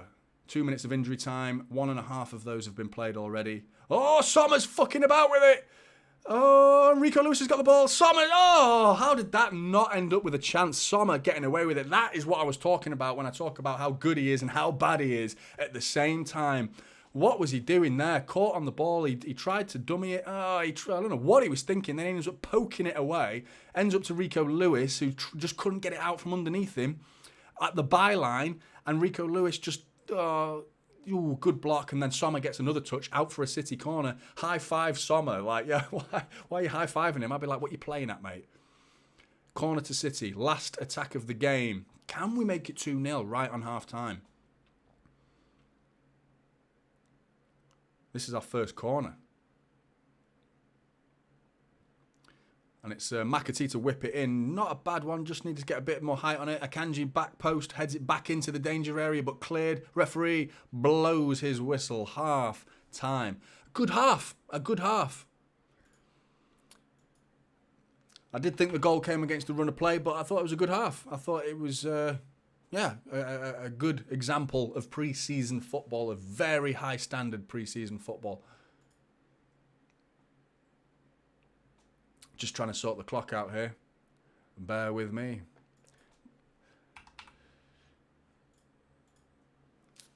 Yeah, there we go. But yeah, no, good game. Good game so far. I think Bayern probably feel a little bit hard done by to not come in with at least on level terms with City. They've probably had the better chances out of the two sides. The City looked a little bit rusty. Grealish could improve a little bit. But looking at what's going on here, looks like it's going to be a barrage of substitutions. Haaland, Phillips, Rodri, A few other players are all warming up there, getting straight onto the pitch. So they don't even go in and talk to Pep Guardiola at halftime. They're straight on the pitch to warm up. So I think we're going to see a swarm of changes now, and probably Bayern. And this is where you see the quality of our squads, because I think we just played against almost Bayern's best side. Almost. We won 1-0 with our half side. I think that was mostly our best side. No Rodri, no Haaland. Those two in particular would play against Bayern if it was a Champions League game. So the fact that they weren't that's not our best side. Who were Bayern missing out of that team? The Kim Min-jae, the new centre-back he's not had his debut yet. Can't think of anyone else that Bayern were missing. So they went pretty much full strength against us. Now, are they going to go and make a load of changes? And we could destroy them now. Maybe we could take them to the cleaners. And with our best players coming onto the pitch, well, I say our best players, some of them will be coming off. John Stones, for example. Rico Lewis had a great first half. Kovacic, will he be playing? Bernardo Silva's probably going to come off. Grealish coming off, but I didn't think he played well. Cole Palmer will be coming on. So it's just going to be, it was like a 50% City side, and the second half's going to be like a 50% City side. Against Bayern Munich's almost 100% side, and we won the half. So good, very good. Can't argue with that. A little bit against the run of play, but still 1-0. Can't argue. Good to see so many of you guys in the chat as well. I don't like to ask for likes and things like that. I'm not big on that. I like to think you guys know where the like button is. But if you could and you haven't, I would appreciate it. Thank you very much. I do appreciate you all being here in the chat as well. Really enjoy talking to a lot of you. Patrick says Rico is a midfield maestro. He is. He's showing versatility now, isn't he? The fact that we signed him, we thought when he came in, right, that's a right back, and that's when we started bedding him in. I think he came on against Bournemouth, the first home game of last season. That's when I first remember him, and then obviously I think it was against Sevilla in the Champions. Was it Sevilla in the Champions League? Whoever it was in the Champions League, and he scored, and that when he was like stamped his authority in this squad. Roof of the net, he drilled it in, great goal. And now it's like, okay, he's a right back, and now he's playing defensive midfield, and then today he's playing in almost attacking midfield. So fantastic, it really is. It's amazing to see, and it's just another. Pep sees a player, and if you're technical enough, he'll use you in multiple positions. So the whole idea of cover isn't as important with the Pep Guardiola side, because of I'll just shift them around. It's moving the pieces on the board. And it's always the end product very rarely drops. You know what I mean? Like, he moves them around, but the quality of the board stays high. So it is fantastic. And there's only one thing that I'm ever worried about leaving City, and that is Pep Guardiola. I mean, what are we going to do? I don't even like talking about it. It's a subject that I just pretend doesn't exist. But it's going to happen.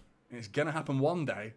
And hopefully the club will have potential replacements lined up. But I mean, like I was saying it before, there is no other Pep Guardiola. How do we go and get another Pep? We can't. They do not grow on trees. They're once in a lifetime, these types of managers. They're not common. So what do we do?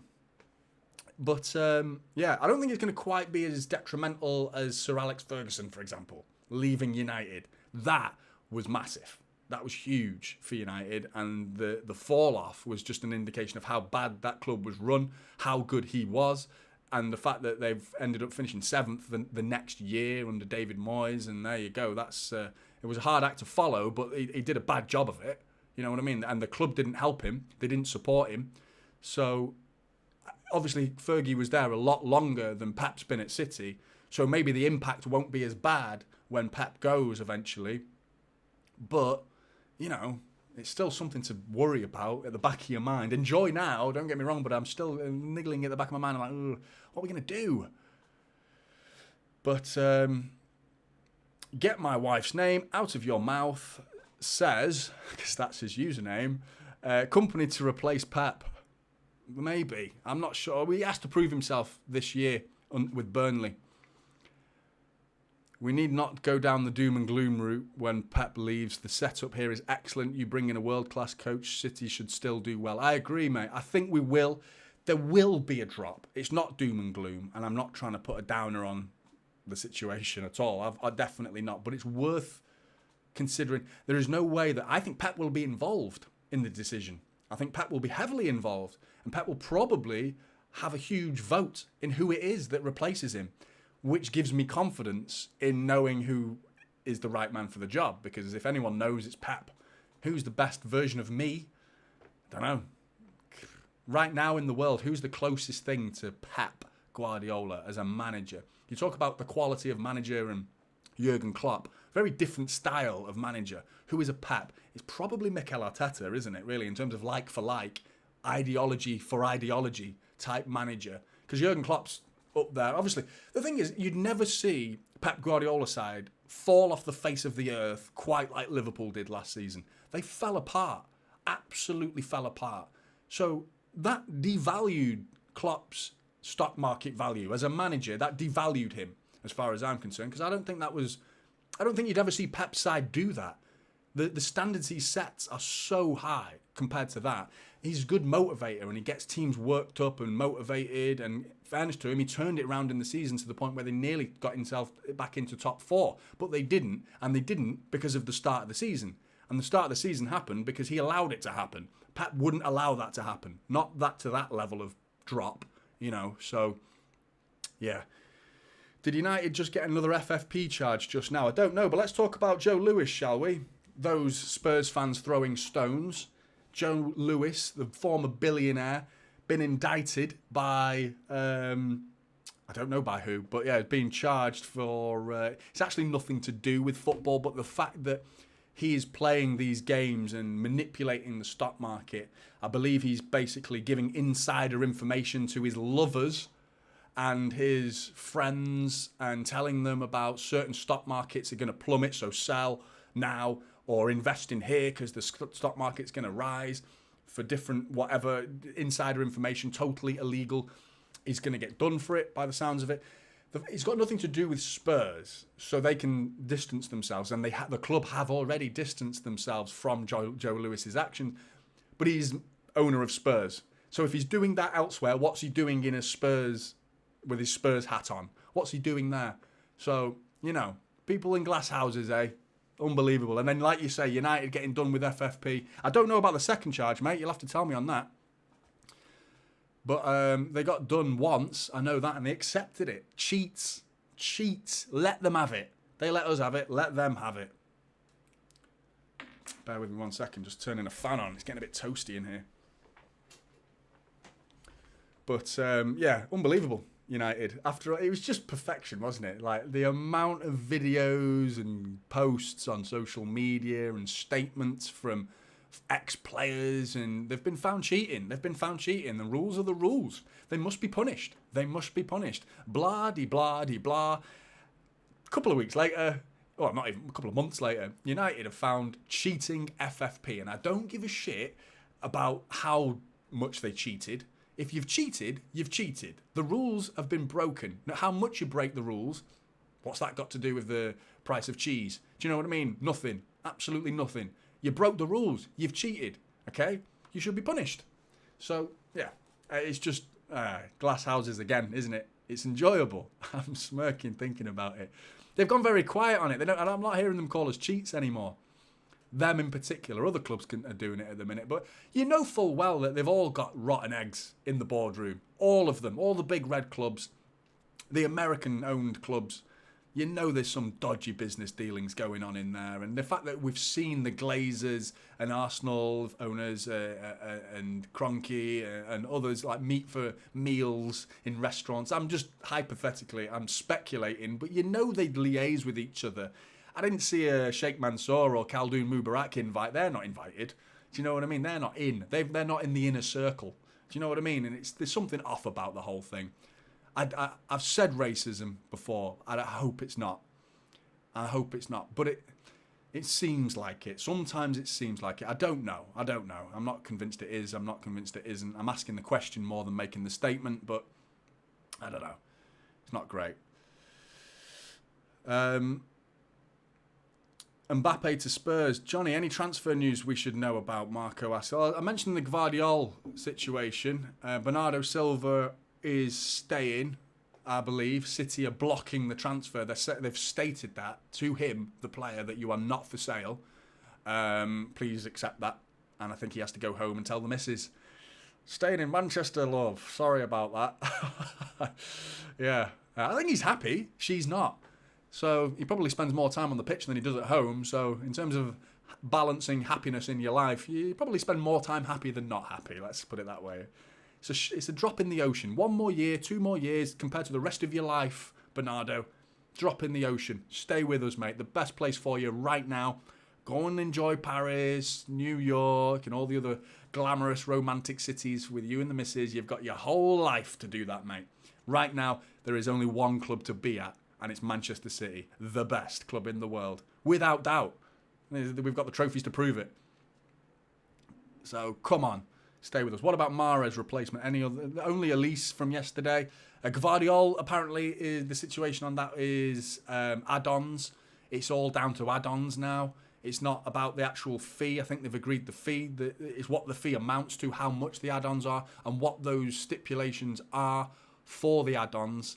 As in, I don't know, I'm only guessing, but I would say a Champions League medal would equate to a certain amount of money, and it's agreeing on that amount of money. How realistic is it that he wins a Champions League medal?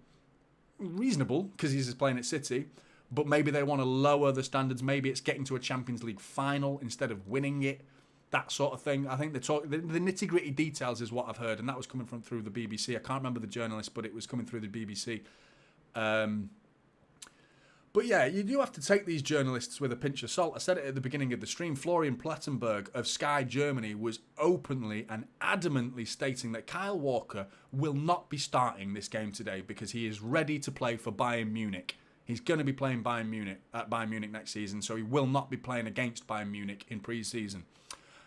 24 hours later, it was captain. Starting captain.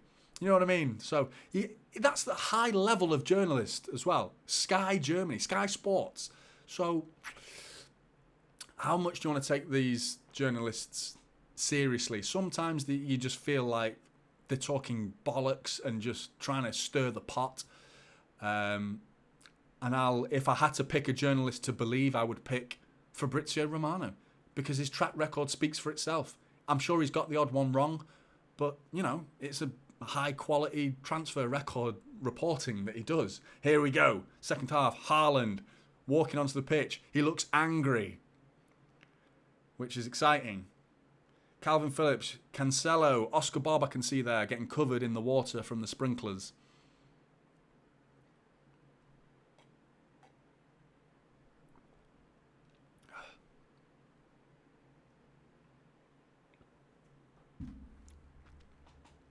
P. Cameron, McAtee is just not good enough for Man City. I think that's harsh. We haven't seen enough of him yet.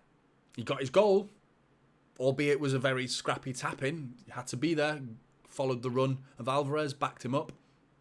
There's Kevin De Bruyne, but he's not coming on. But yeah, no, I'd like to see more of McAtee. I do think that's a bit harsh. But maybe you might be right. And we'll see.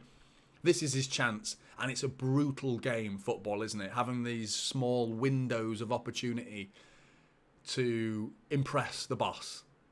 It's not easy. You've got 45 minutes to prove yourself, and you're either going to be, in that 45 minutes, you could have convinced the manager that you're a Manchester City squad player, treble-winning team standard of player, or you're not, and you're going to play for some mid-table Premier League team. And the difference in quality is massive. So, anyway, second half starting. Laporte, I saw him then. I've not seen an actual list of substitutions come up yet, but I can see Haaland. He's hard to miss, Haaland. Oscar Bob on the right-hand side. Is that Bernardo Silva who's still playing?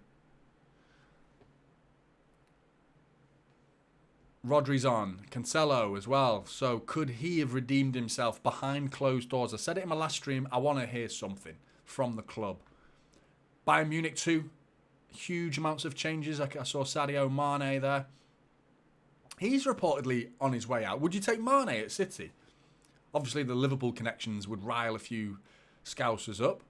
But apparently he's not happy. Are we about to see a Leroy Sané versus Mane punch-up again as well? Because City have pissed them off so much that those two started kicking the shit out of each other. That was funny.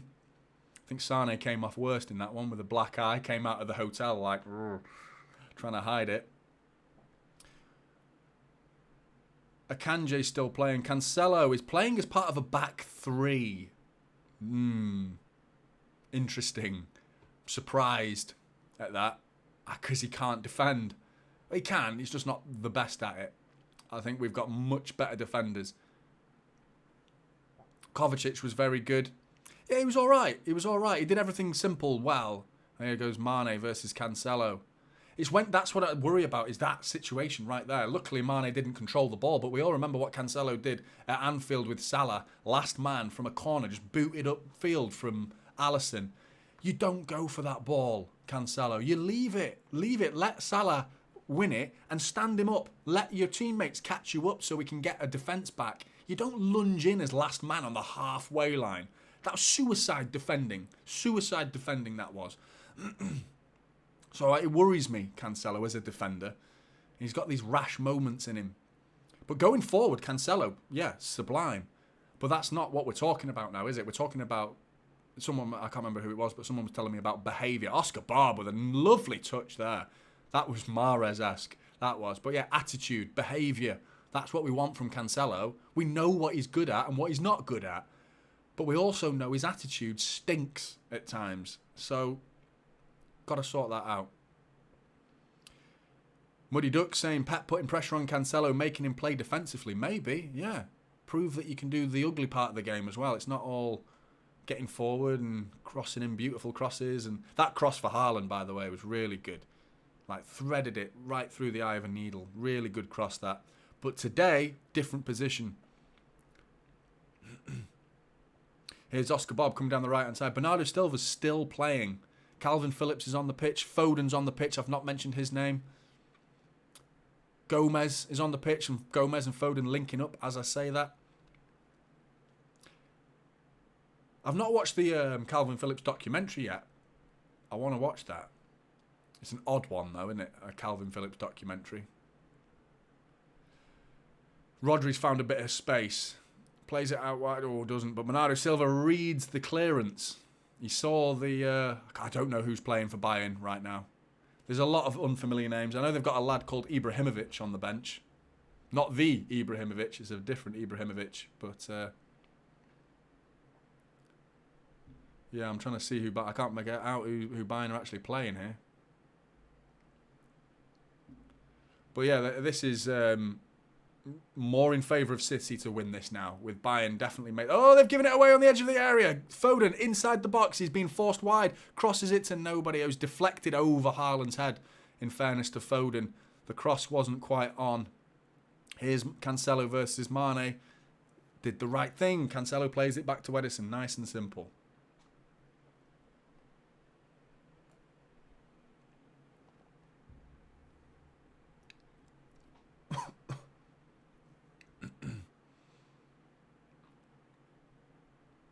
Here come Bayern. Here come Bayern. I've seen a goal Bayern in the chat. Is it true? Are you ahead of me? Are you talking bollocks?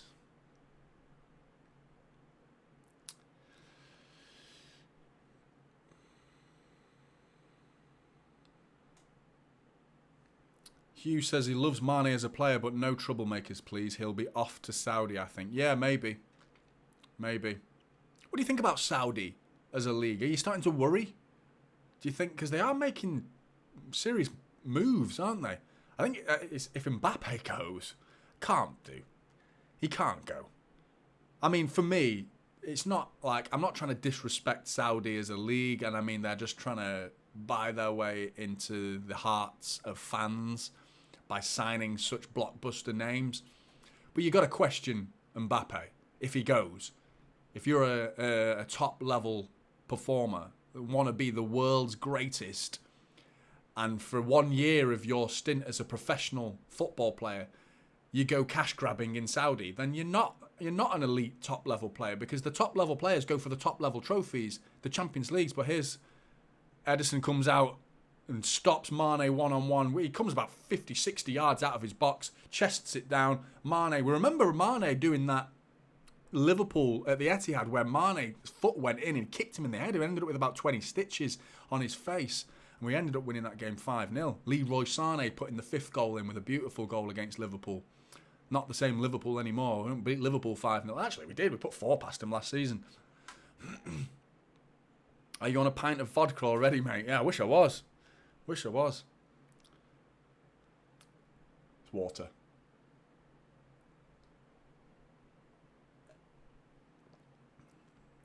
Bit of a lightweight, mate. I do drink occasionally, but I'm a bit of a... Do you know what? I'm one of those drinkers that can keep going, but I'll have a sip of beer and be absolutely shit-faced. Like, I'm one of them.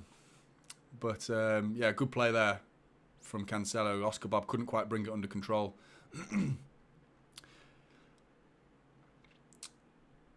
Zubair Atif says Mbappe will never go there. I think you're probably right. I hope you're right. For the good of him and the career. Would you take him at City? Obviously, there's 2 sides of the argument for Mbappe at City. Is excitement and entertainment value. Haaland and Mbappe, that's just mouth-watering stuff.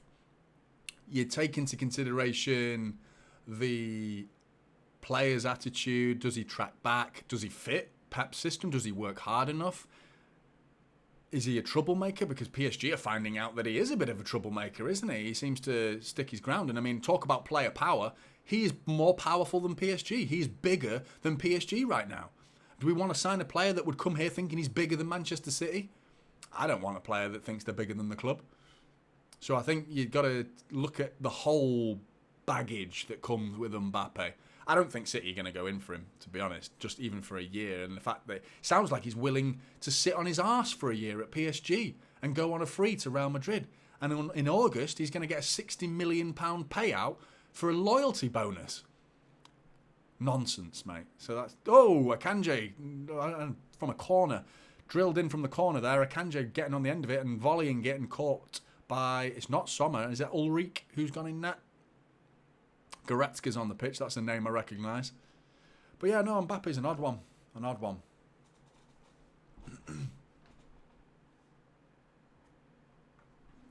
What minute are you on? Oh, sorry, mate. I've not updated the clock. I will fix that for you now. Thank you. Apologies. What are we on? 52. 53. There we go. We are in sync. It's literally 53 on the game, 53 on the clock. Apologies. Thank you. Appreciate that.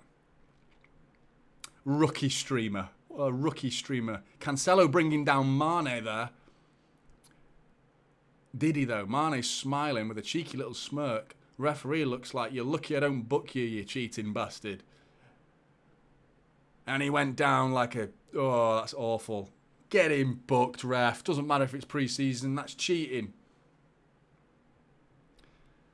And we've got VAR today, like we did against Yokohama, which is surprising because it's pre-season. But it must be ingrained, like integrated into the stadium. So they've got the facilities. Why not use it?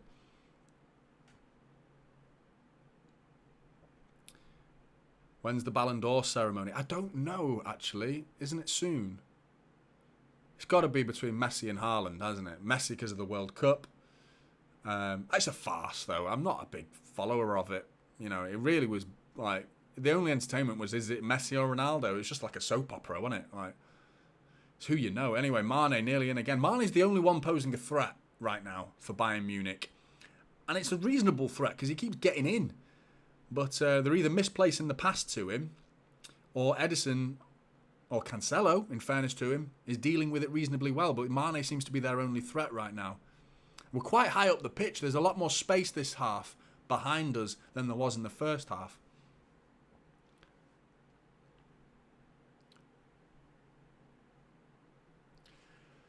What's people's opinions on Cancelo then? Because it's sounding like he might be a City player again. You know, it sounds like he's perhaps had a word with him.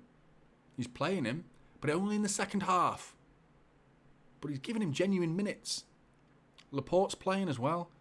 I heard arguments of playing like if Walker was on his way to Bayern and then Laporte's on his way to Bilbao, apparently.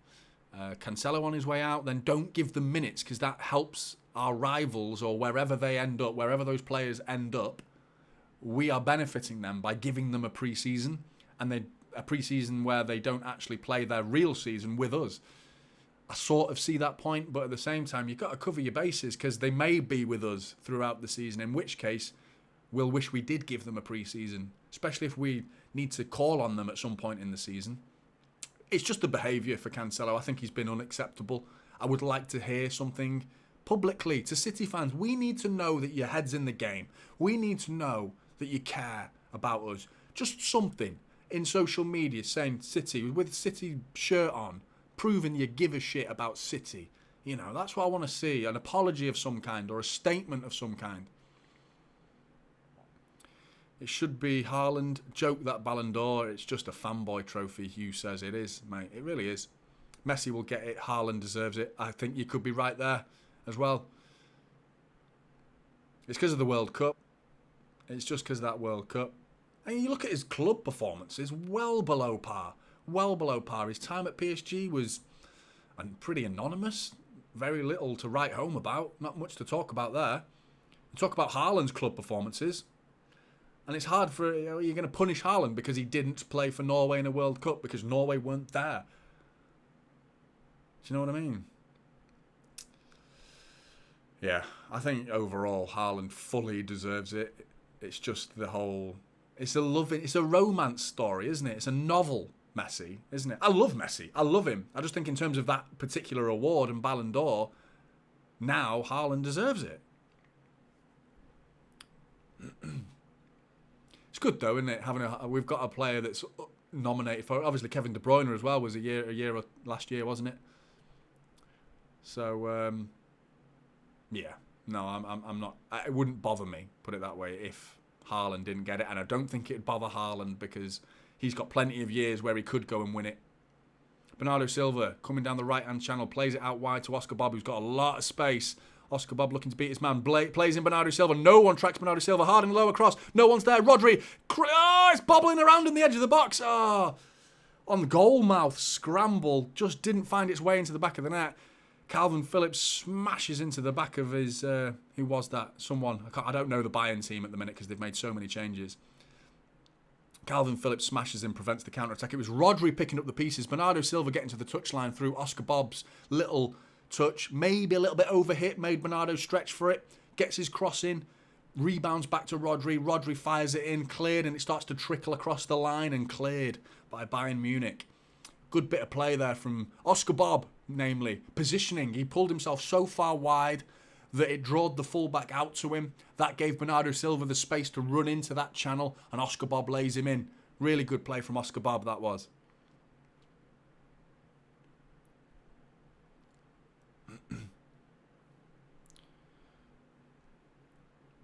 It would be good for the club if we won one, though. Yeah, it would be. A Ballon d'Or winner. You're absolutely right, Darren. Apparently it's in October, but didn't look into that much. Haaland deserves the Ballon d'Or, fact, but Messi also deserves it as World Cup performances.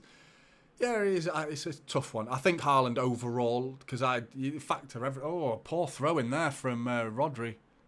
Nearly gave it to Mane, who ended up nearly going through on goal. In fact, they've won a free kick by Munich because it wasn't Mane, sorry. Akanji, handball from a poor throw-in from Rodri.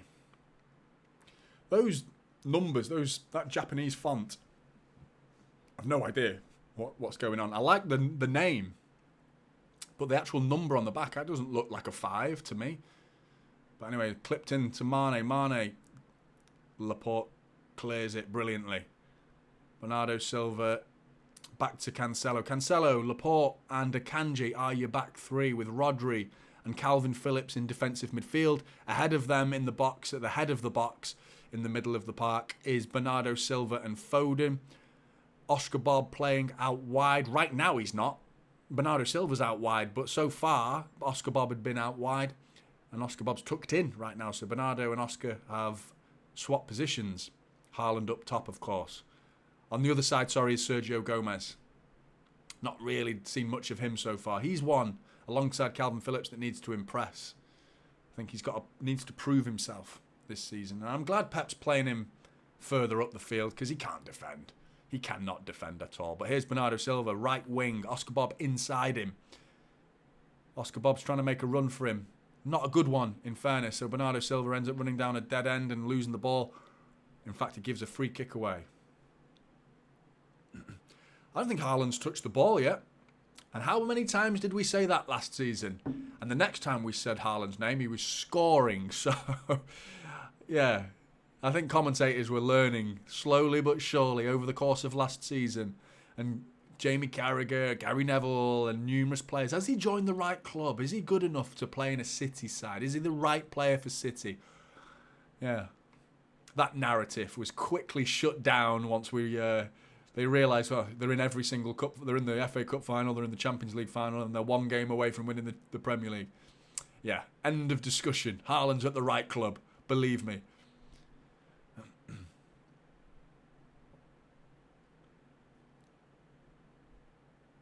Only Perone as an unused sub, says Vinny. If we get 2 injuries second half, will Edison play outfield? Yeah, Perone's... I think that's a bit of a statement from Pep. You'd feel for the lad, wouldn't you? You got to feel for Maximo Perone not playing when everyone else has come on. All the subs have come on. Yeah, I feel for him. I think that's a bad omen for him. I think that's an indication that Pep doesn't see his future at City, which is a shame. I see a lot of City fans trying to speak highly of him and talking about him and wanting to know more about him. Gomez and Foden there trying to link up. Gomez overhitting the ball and kicking it out for a goal kick. Bit sloppy there from Sergio Gomez. But yeah, I feel sorry for Maximo Perone. I've not seen any of him. But Pep sees him every day. So we have to trust him. We have to trust Pep's decision. Same with Calvin Phillips and Gomez. Pep saw them. And I've said it before, numerous times Calvin Phillips could have been played last season and he didn't. He didn't trust him. Now I'm hoping Pep's slowly starting to trust Calvin Phillips, and he's got to earn it. He's got to earn that trust. Edison in midfield, we need to see it in pre-season. Yeah, one of these days he's going to be taking a penalty, isn't he? The question is, here's how Haaland's won it back. Plays it inside to Foden. Foden tries to get it back to Haaland, who'd probably been offside, but there's your first touch for Erling Haaland, winning the ball back in a very dangerous area. One of these days we'll see a penalty from Edison, but then it'll be the respect of the game will be brought into question, won't it? It'll be talking about, is that respectful of the opposition to send your goalkeeper up when you're, 5-0 up, and you're about to score a 6th, so you get your goalkeeper to take it. Fun, I want to see it, don't get me wrong, but I guarantee you some people will see it as disrespectful. But who gives a shit? I'd rather see it. It would be hilarious to watch Edison smash one into the top corner, because you know he will. He ain't placing that one. If Edison takes a penalty, he's going to rocket that probably into row Z, and we get what we deserve for playing our goalkeeper as a penalty taker. What do you think? Bayern can score 1 goal? Right now, no. I think this has killed the momentum. The changes have inflicted too much of a negative impact and dented the momentum of Bayern, because they looked like they was going to score in the first half and were probably unlucky not to do so. They created the clearer chances out of the two sides, whereas now City look the better side. We're flexing our muscles with our squad here, and you can see behind Bayern's best 11, their next best 11, it's not as good, but we haven't quite done it the same way. We made some changes. You know, it was a bit of a mixed side. Bernardo trying to feed in Oscar Bob there. Bit overhit from Bernardo Silva. But Oscar Bob and Bernardo Silva have linked up quite nicely. We saw that against Yokohama as well in the very first 5 minutes of the second half, before Bernardo Silva came off and received that kick up the backside of Pep Guardiola. Bernardo actually sent Oscar Bob through on goal, and Oscar Bob whipped it bottom right hand corner, and keeper saved it. Calvin Phillips has just been spun there. Bayern a break in here. Quite a bit. We're outnumbered, in fact. 5-on-4. Akanji with a good tackle, sending it out for a throw-in. Kills the attack. Vanna is the German player that was trying to break then on City. Don't know much about him, to be honest. It is the youngsters of Bayern that we're up against now, the majority of them anyway, and a few experienced heads in there, Mane, things like that. But yeah, if you're new to the stream, drop a like. It would be very much appreciated.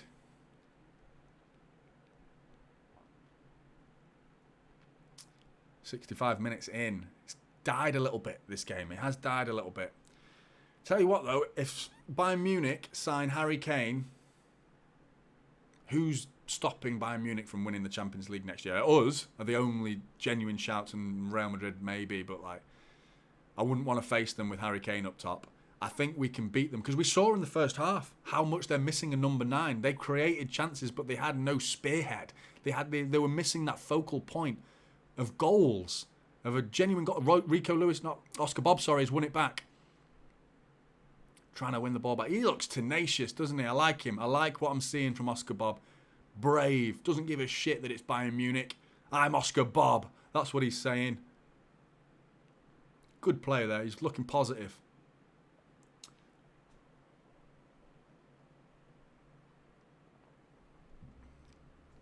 What do you think about Gabriel Jesus' comments as well? He's recently been interviewed. Hang on a minute. Mane's brought it down, sizing up Cancelo. Cancelo blocks and Rodri gets back and Edison picks up the loose ball. Good play from Cancelo there. Didn't lunge in, sized his man up, walked across the challenge, and rather than stepping in and trying to commit a foul and give a penalty away. And Rodri gets back to kill the attack. But yeah, Gabriel Jesus' comments, it wasn't really anything nasty or anything. It's just, there are a lot of players now. In the start of the pre-season, this season, I heard Trent Alexander-Arnold talking about City. Gabriel Jesus talking about City. How often do you hear City players talking about Arsenal or talking about Liverpool? You don't. We don't talk about opposition. We focus on ourselves, and we've set that precedent.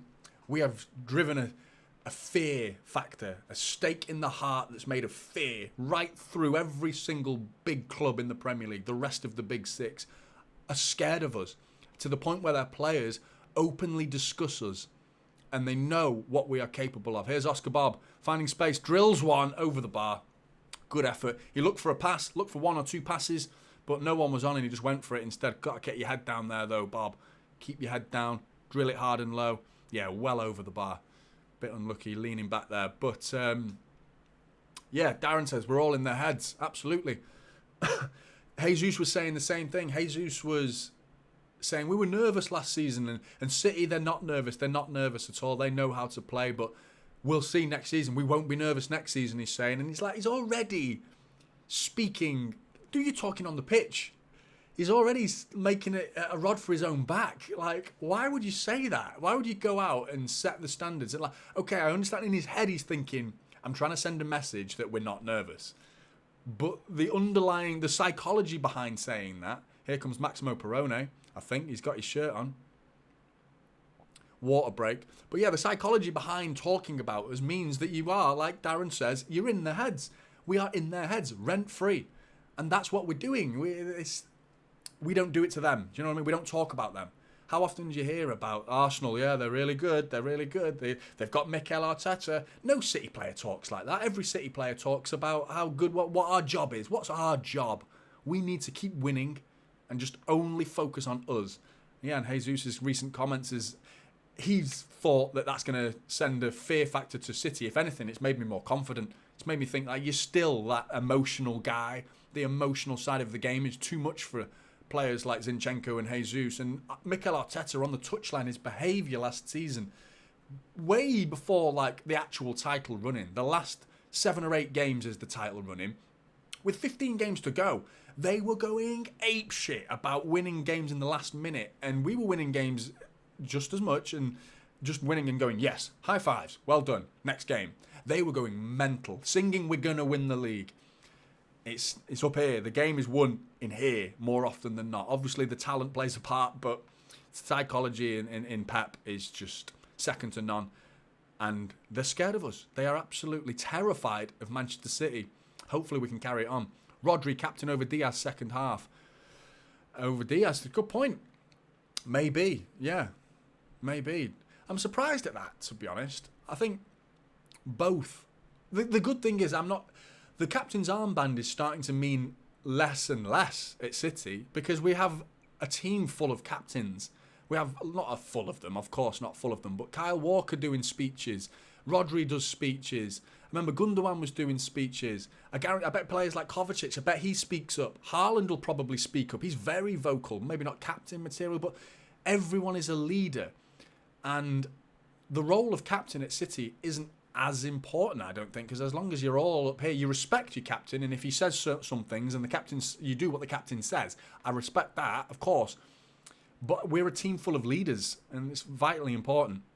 Oscar Bob and Bernardo Silva linking up here. Cancelo making his way forward. Megging. Unlucky there from Cancelo. Well out of position, though. You're right centre-back, mate, and he just bombed it forward into the penalty area and showed what he can do. What we're talking about here is Erling Haaland injured. They're focusing on Haaland. No, thank God for that. They were making a substitution and then they focused on Haaland, like a really random... No, not injured. Panic over. Do not panic. That's the worst case scenario. Bernardo Silva's gone off. I didn't see who came on. I'm guessing Maximo Perrone. It is. So Perrone on, Silva off. Silva was looking good.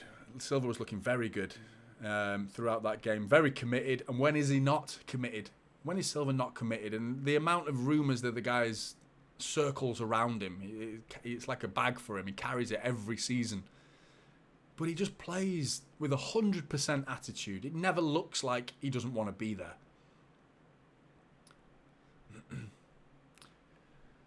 Is Palmer on? Haven't heard his name mentioned. No, he's not.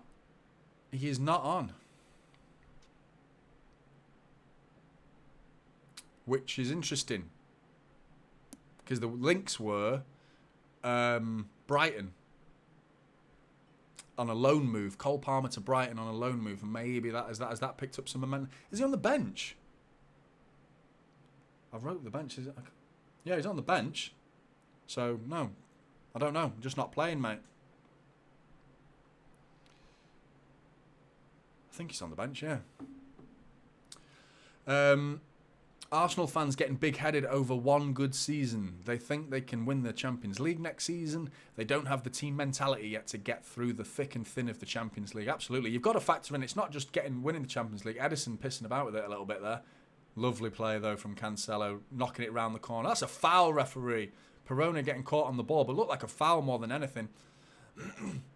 Yeah, you've got to factor in that Arsenal are in the Champions League next season. They had a smooth sailing. They were knocked out of the Europa League and they celebrated that. They said they had bigger fish to fry, didn't they? Well, that fish jumped out the fucking frying pan and you ended up with an empty dish, an empty plate with fuck all on it. So, that fish tasted very delicious for Manchester City fans, but you didn't fry nothing. So, yeah, this season they've got the Champions League to worry about. And they had the last 15 games of the Premier League to a smooth sail, straight running to the Premier League, and they still bottled it. Week in, week out, Premier League only, out the League Cup, out the FA Cup, thanks to us. And Premier League, that was it. And they still didn't have enough in their tank to get them through and win that Champions League. Next season, they've got the domestic cups. You kind of hope they progress as far as possible in them, not win it. We want to win it, but not win it in as much game time and stress. Put a strain on that Arsenal squad and see what they're all about. And then you factor in the fact that they're playing in the Champions League and even more intense competition. Be interesting to see what they can do in the latter stages. I wouldn't be surprised if they get off to a good start. Pre-season wise, they've not. They lost to United, didn't they? United beat them 2-0. I think they played against the MLS All-Stars as well, and I think they won that 5-0.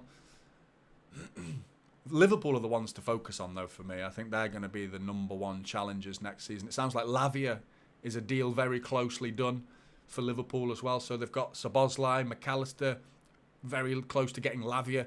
Their midfield's been addressed. They have a new midfield, and that was where they were falling apart last season. And now they've addressed that. The only question marks is how quick can they bed them in? The fact that the three players are of high quality is worrying. Very worrying. Szoboszlai's a class act. If you've not watched Szoboszlai, go and watch him. He's very good. Very good set pieces. He's a full package of a midfielder. McAllister, we know what he can do. Lavia, we know what he can do. Yeah. You just hope for something like that. I say hope. You know what I mean? I get told off for hoping someone gets injured. But you do. You do. If they lost Salah, that would kill them. Because he's huge for Liverpool. And people will say Haaland's huge for us. But we won the league before the season without a striker. So now we've got Alvarez and Haaland. So it wouldn't be the end of the world if we lost Haaland. We would revert back to that. We'd just have Alvarez, wouldn't we? But we'd revert back to a more of a false nine sort of team setup. And I think this new system for Pep, the WM with the 3 at the back, is to prevent the counter-attacks and knowing that we can add an extra midfielder going forward. Because normally it was just De Bruyne was floating around the false 9, wasn't it? Now it's Haaland up top and we wanted an extra midfielder knowing that Haaland will not drop deep and collect the ball as much as a false 9 would. He still does it every now and again, and that's the side of his game he needs to improve on. But we don't have we needed an extra midfielder in there because Haaland's not doing that job like Sterling was doing in that job, or Foden was doing, or Bernardo Silva. Alvarez does it better than Haaland. So we needed an extra midfielder in there, which means our defence has now got someone missing, and that's why we've gone for 3 at the back. So I do think this is all to incorporate Haaland, this new system, and won as a treble. So Pep's a genius. He's a genius. Here comes Oscar Bob down the right-hand side. 76 minutes in. Oscar Bob's been great. He's beating his man. Beating Goretzka. Still on his left foot. Use your right there, mate. Use your right. Didn't want to. Didn't want to use his right foot. Got to use your right foot there. Whip it in. Haaland's waiting. Cancelo with a lovely bit of skill. Yeah. It's annoying me how good Cancelo's looking. Because I was ready for him to leave after all his comments, and now he's just putting in blinding performances again. It's frustrating. You're confusing me. You're making me feel uncertain about my decisions. Laporte swapped for Chiesa, according to today's Gazzetta. Chiesa's a quality player. But, yeah, I'm not sure why we would swap for Laporte. Maybe, yeah, in terms of, like, it's not really a like for like, is it? But in terms of good player for good player, yeah. I don't know. Swaps are talked about so often. Like, it's common. Swaps are rare. They rarely happen. Who's the last swap player you remember? Mine is Alexis Sanchez and Mkhitaryan. But a genuine swap player, even if cash was involved. But like, I don't remember. They're not common, put it that way. And we do talk about them all the time, like it's frequent. And getting 2 players to agree on 2 separate clubs is not an easy task. Darren says, I'll be gutted if Laporte leaves, but if Gvardiol comes, I guess we have a space for him. Yeah, that's the thing. It's an upgrade. It is, but Laporte barely needed upgrading, but that's how good Gvardiol is, and the potential as well. It's not just potential with Gvardiol, it's finished. He's a quality player. If he stopped improving... lovely little touch there. Maximo Perrone with a nice little touch to Haaland. It was actually Haaland caught on his heels. He wasn't expecting it. Couldn't bring it under his spell. And if he did, he was getting in. Shot on goal. But, yeah, Gvardiol's potential is high. But if he stopped improving and if he didn't get any better than he is today, then he's still a world-class centre-back. Foden. Not Foden, that's Perrone. Sorry. He's looking good. He's looking good, Perrone. He's coming on and made a few good touches. Cancelo, focusing on him a little bit, aren't they? I wonder what's going to happen with him. Who's going to buy him? That's the question. Bayern stepped in. 65,049, record broken. New attendance record broken in the J-League in Japan. Bayern Munich obviously had a say in that. Big club. Don't forget City are in town as well, because 61,000 were there to watch City against Yokohama. But here comes Mane. Chipped in. Cancelo deals with it. Brings it away. Cancelo mops it up. Have I said a bad word about Cancelo in terms of how he's played today? I haven't. I can't remember him doing anything wrong. He's looked good. Twat. Love to get Gvardiol, just don't think it's going to happen. I disagree, Mad Hatter. I disagree. I think it is going to happen. But we'll see. The reports were this morning, if you've just joined the stream, mate, the reports were that it's all coming down to add-ons. And they're the intricate details, the back end of a deal. Sounds like the fee's been agreed. Ball over the top. Here comes Perrone in on goal, but couldn't get it under his spell. Thought that was Perrone bringing it down. It was Haaland and Perrone both in on goal. But it went over the head of Haaland, landed on Perrone's foot, but it just couldn't quite bring it under his spell. But yeah, rumours are the add-ons are the stumbling block at the minute. If you are new to the stream, that it was all about the stipulations, agreeing on what are the requirements to receive that add-on. Winning a Champions League medal, Champions League final, Champions League group stages, how many performances, how many wins in a City shirt, number of clean sheets, all these things. And I believe it's down to City setting unrealistic stipulations, like the really high-end, like Champions League winning medal, and then you get paid sort of add-on. If City need to lower those sort of deals, then I think that sounds a lot more promising than just not agreeing on the fee, the upfront fee. If they're not agreeing on that, that's worrying, because that sounds like we're far away. But if they've agreed on that and it's just the add-ons, that's good. But here comes Bayern Munich crossing it into the box, and Ederson saved it. No, they've not. Scored. Oh, that's disappointing. 81 minutes in. First genuine attack from Bayern Munich, and they've scored against a run of play. Oh, parried it. I thought Ederson had caught it. The cross comes in hard and low. Ederson blocks it. Thought he had. I'd like to see a better replay. Has he fumbled this and just dropped it into the danger zone? And it wasn't a cross that he blocked. He actually blocked the original shot. I think Ederson might be a little bit disappointed with that one. He wasn't quick to get back up as well, and he drops his head as well. He saved it. And it comes back out, and he doesn't. Yeah, Ederson could do a little bit better there. Sort of bobbled off Gomez as well, and he got the good. It was a good save, but he probably could have caught it, brought it under his spell a little bit, and it just fumbled out. Tapping, easy goal for Bayern, similar to ours in a way. Rebound off the goalkeeper. 1-1. Bit disappointing. Time for a winner. From either side. It's Tell, the man with half a name as far as I'm concerned. It feels like his parents didn't finish naming him. Tell. Tell what? It's an odd name. 3 letters. But yeah, he scored. Here's Haaland. Anonymous Haaland this half. Absolutely nothing. But doesn't mean he won't score.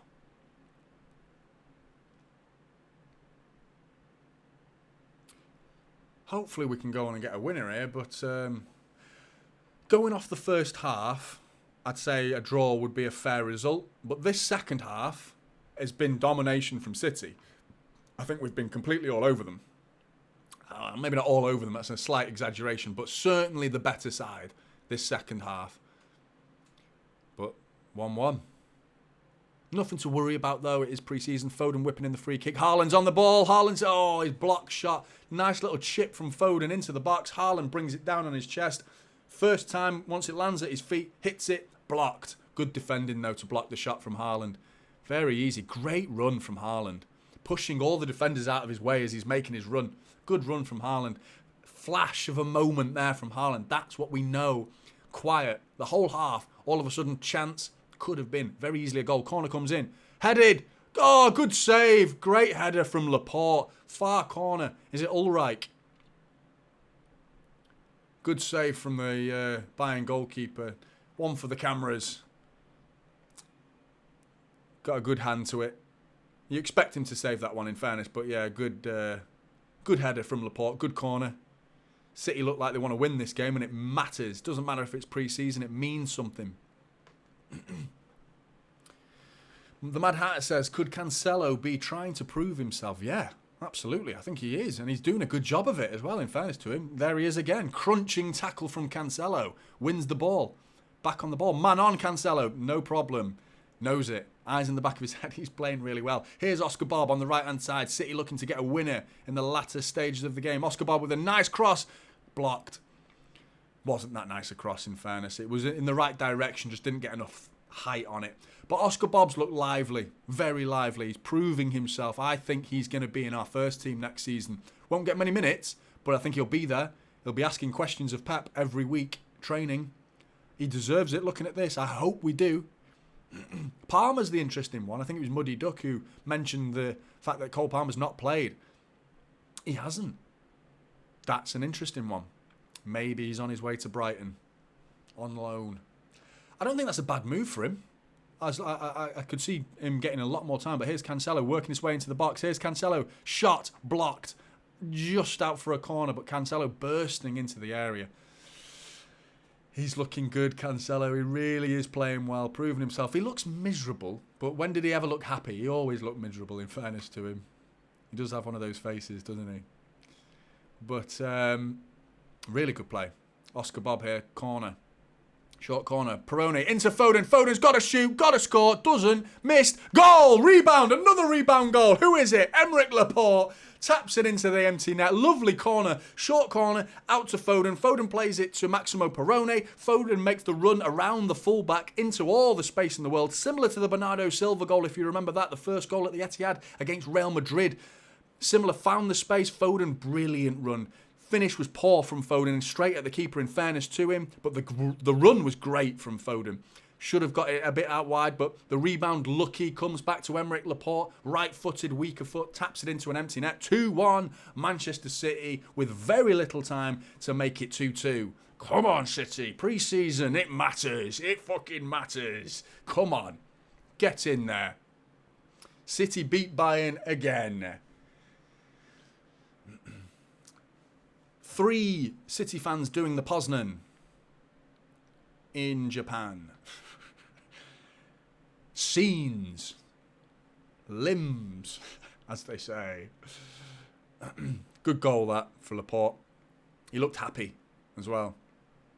I feel bad about Laporte. I'll be really sad to see him go. But giving away. Oh, no. Rodri nearly wins the ball back. And he's nearly giving it away. Goretzka is having a bit of a mare. But Bayern coming looking to get an equaliser. Laporte dealt with the counter-attack really well, marking Tell on. That was telling from Laporte on Tell. Sergio Gomez has not impressed me so far this first half. He's had very little of the ball, but when I've seen him, I haven't really highlighted it, but every time he's overhit his pass to Foden, like 3 or 4 times now. I want him to be a City player. I want him to grow and improve, but he's got to do better. What, his performance in the Euros? Quality. But here come Bayern. Overload on the left-hand side here. Here's Mane. Offside, Mane. Lazy. Shouldn't have been offside there, mate. Had all the space in the world.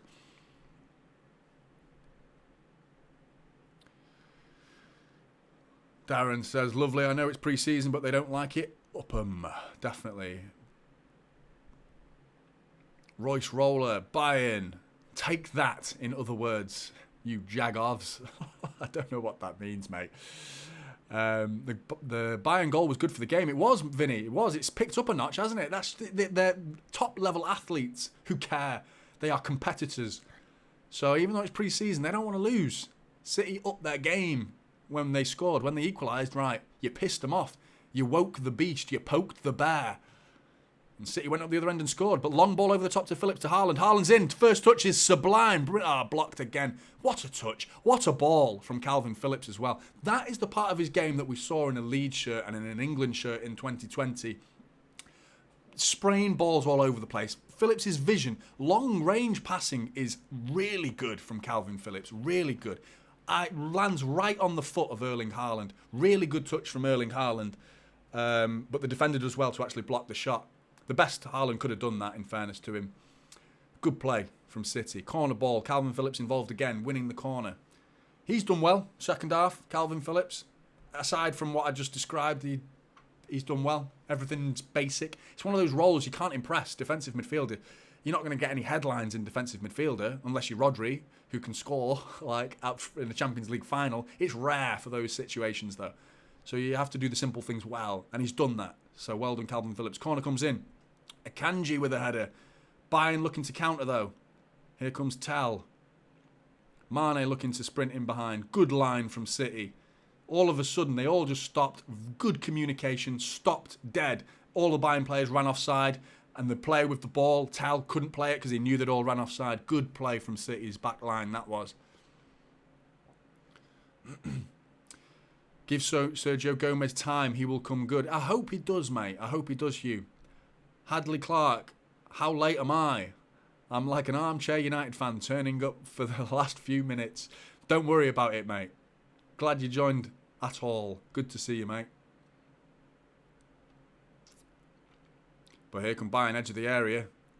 They're coming in. Oh, the cross is woeful. Overhit. I say overhit, he just shanked it. It was just poor. Really poor cross. 90th minute. Have we won? I think we have. McQuarrie says, I love Sergio Gomez. I think he's a good player. What he did in the Euros is something I didn't finish on the point I was trying to make. He stood out. But is that the level he's at? Because the under-21 Euros is a lot lower level than where we are. You know, it's an under-21 European tournament. It's the youngsters. And albeit he stood out, top goal scorer, played really well for Spain, it's a different... City is a different level. It's a different beast, isn't it? So, is he good enough for City? Yet to be seen. He needs to prove himself and improve a touch. I like the idea of Sergio Gomez. He's got a wand of a left foot. But, you know, he needs to try and grab the attention a little bit more of Pep Guardiola. Franklin says, so excited about the young players' future. Do you mean Gomez or all of them? Presumably all of them. Because Oscar Bob, he has impressed. Very much so. Looks good. Perone's come on. And in fairness, he got no minutes. Maybe he'll get a lot more minutes against Atletico Madrid. But Perone's come on and done good. Really good, in fact. A couple of touches. Awareness of where his man is, where Haaland is behind him. First time pass right through the channel. Haaland was on court flat-footed, if anything. Wasn't expecting it. But here's Cancelo. But Oscar Bob, standout youngster for me today. In terms of the youngsters. He's come on and just looked composed, controlled, and good. Quality is good. Couple of crosses a bit wayward, but positional awareness. Link-up play with Bernardo Silva when he was on the pitch. Here he is again. Linking up play. Plays it simple. Rodri's come on and just been Rodri, as you'd expect. 3 minutes of added time. 92 minutes and 10 seconds gone. Does it seem like Cancelo is staying then? Yeah, do you know what, mate? If you're late, Hadley. So Cancelo's been really good. He's been really good. Annoyingly good. I'd already made my mind up that I want him out because of his attitude. But if his attitude's right, that's always the question. Then he's one hell of a player. We know that. And he's proving it today. He's come on and been really good. And he's playing right as a centre-back as well. He's playing in the three centre-backs, on the right side of the three. Which is a position I ruled him out completely, which is why he's not going to... Is he proving that he's got space for him now in this squad? And with the system that Pep plays. But there we go. Full-time referee. Give it... Come on. There we go. Full-time. 2-1. Bayern Munich 1. Manchester City 2. I'll take it. I'll take it. Enjoyable game. Enjoyable game. That second half was a bit of... Started dying a little bit. That ended up being a bit of a damp squib. City 1-0 up. They brought on the same players, quality of players that we did in the first half. Haaland, Rodri, they come on the pitch. Then, all of a sudden, Bayern score out of nothing, and that angered City to make it 2-1. But, yeah, fantastic. Yeah, like Muddy Duck says, City 2, Bayern 1, Wrexham 3, United 1. Levels. There are levels to this game, and United are not on ours right now. Not on ours. But, Blues, thanks so much for joining me in this stream. I've really enjoyed doing it. Second stream of the season. Going to be doing the Atletico Madrid game. That's on Sunday. Really enjoyed doing this. But, Blues, get in the comments below. Like and subscribe if you're new to the channel. And if you're new to the stream, a like on your way out would be hugely appreciated. It really will help. Thank you very much. I'm probably going to do a match reaction to this later as well. Won't be live, will be a video. But join me for that as well. I'd love to hear all your comments. Really good to see all you guys again. See you in the next one.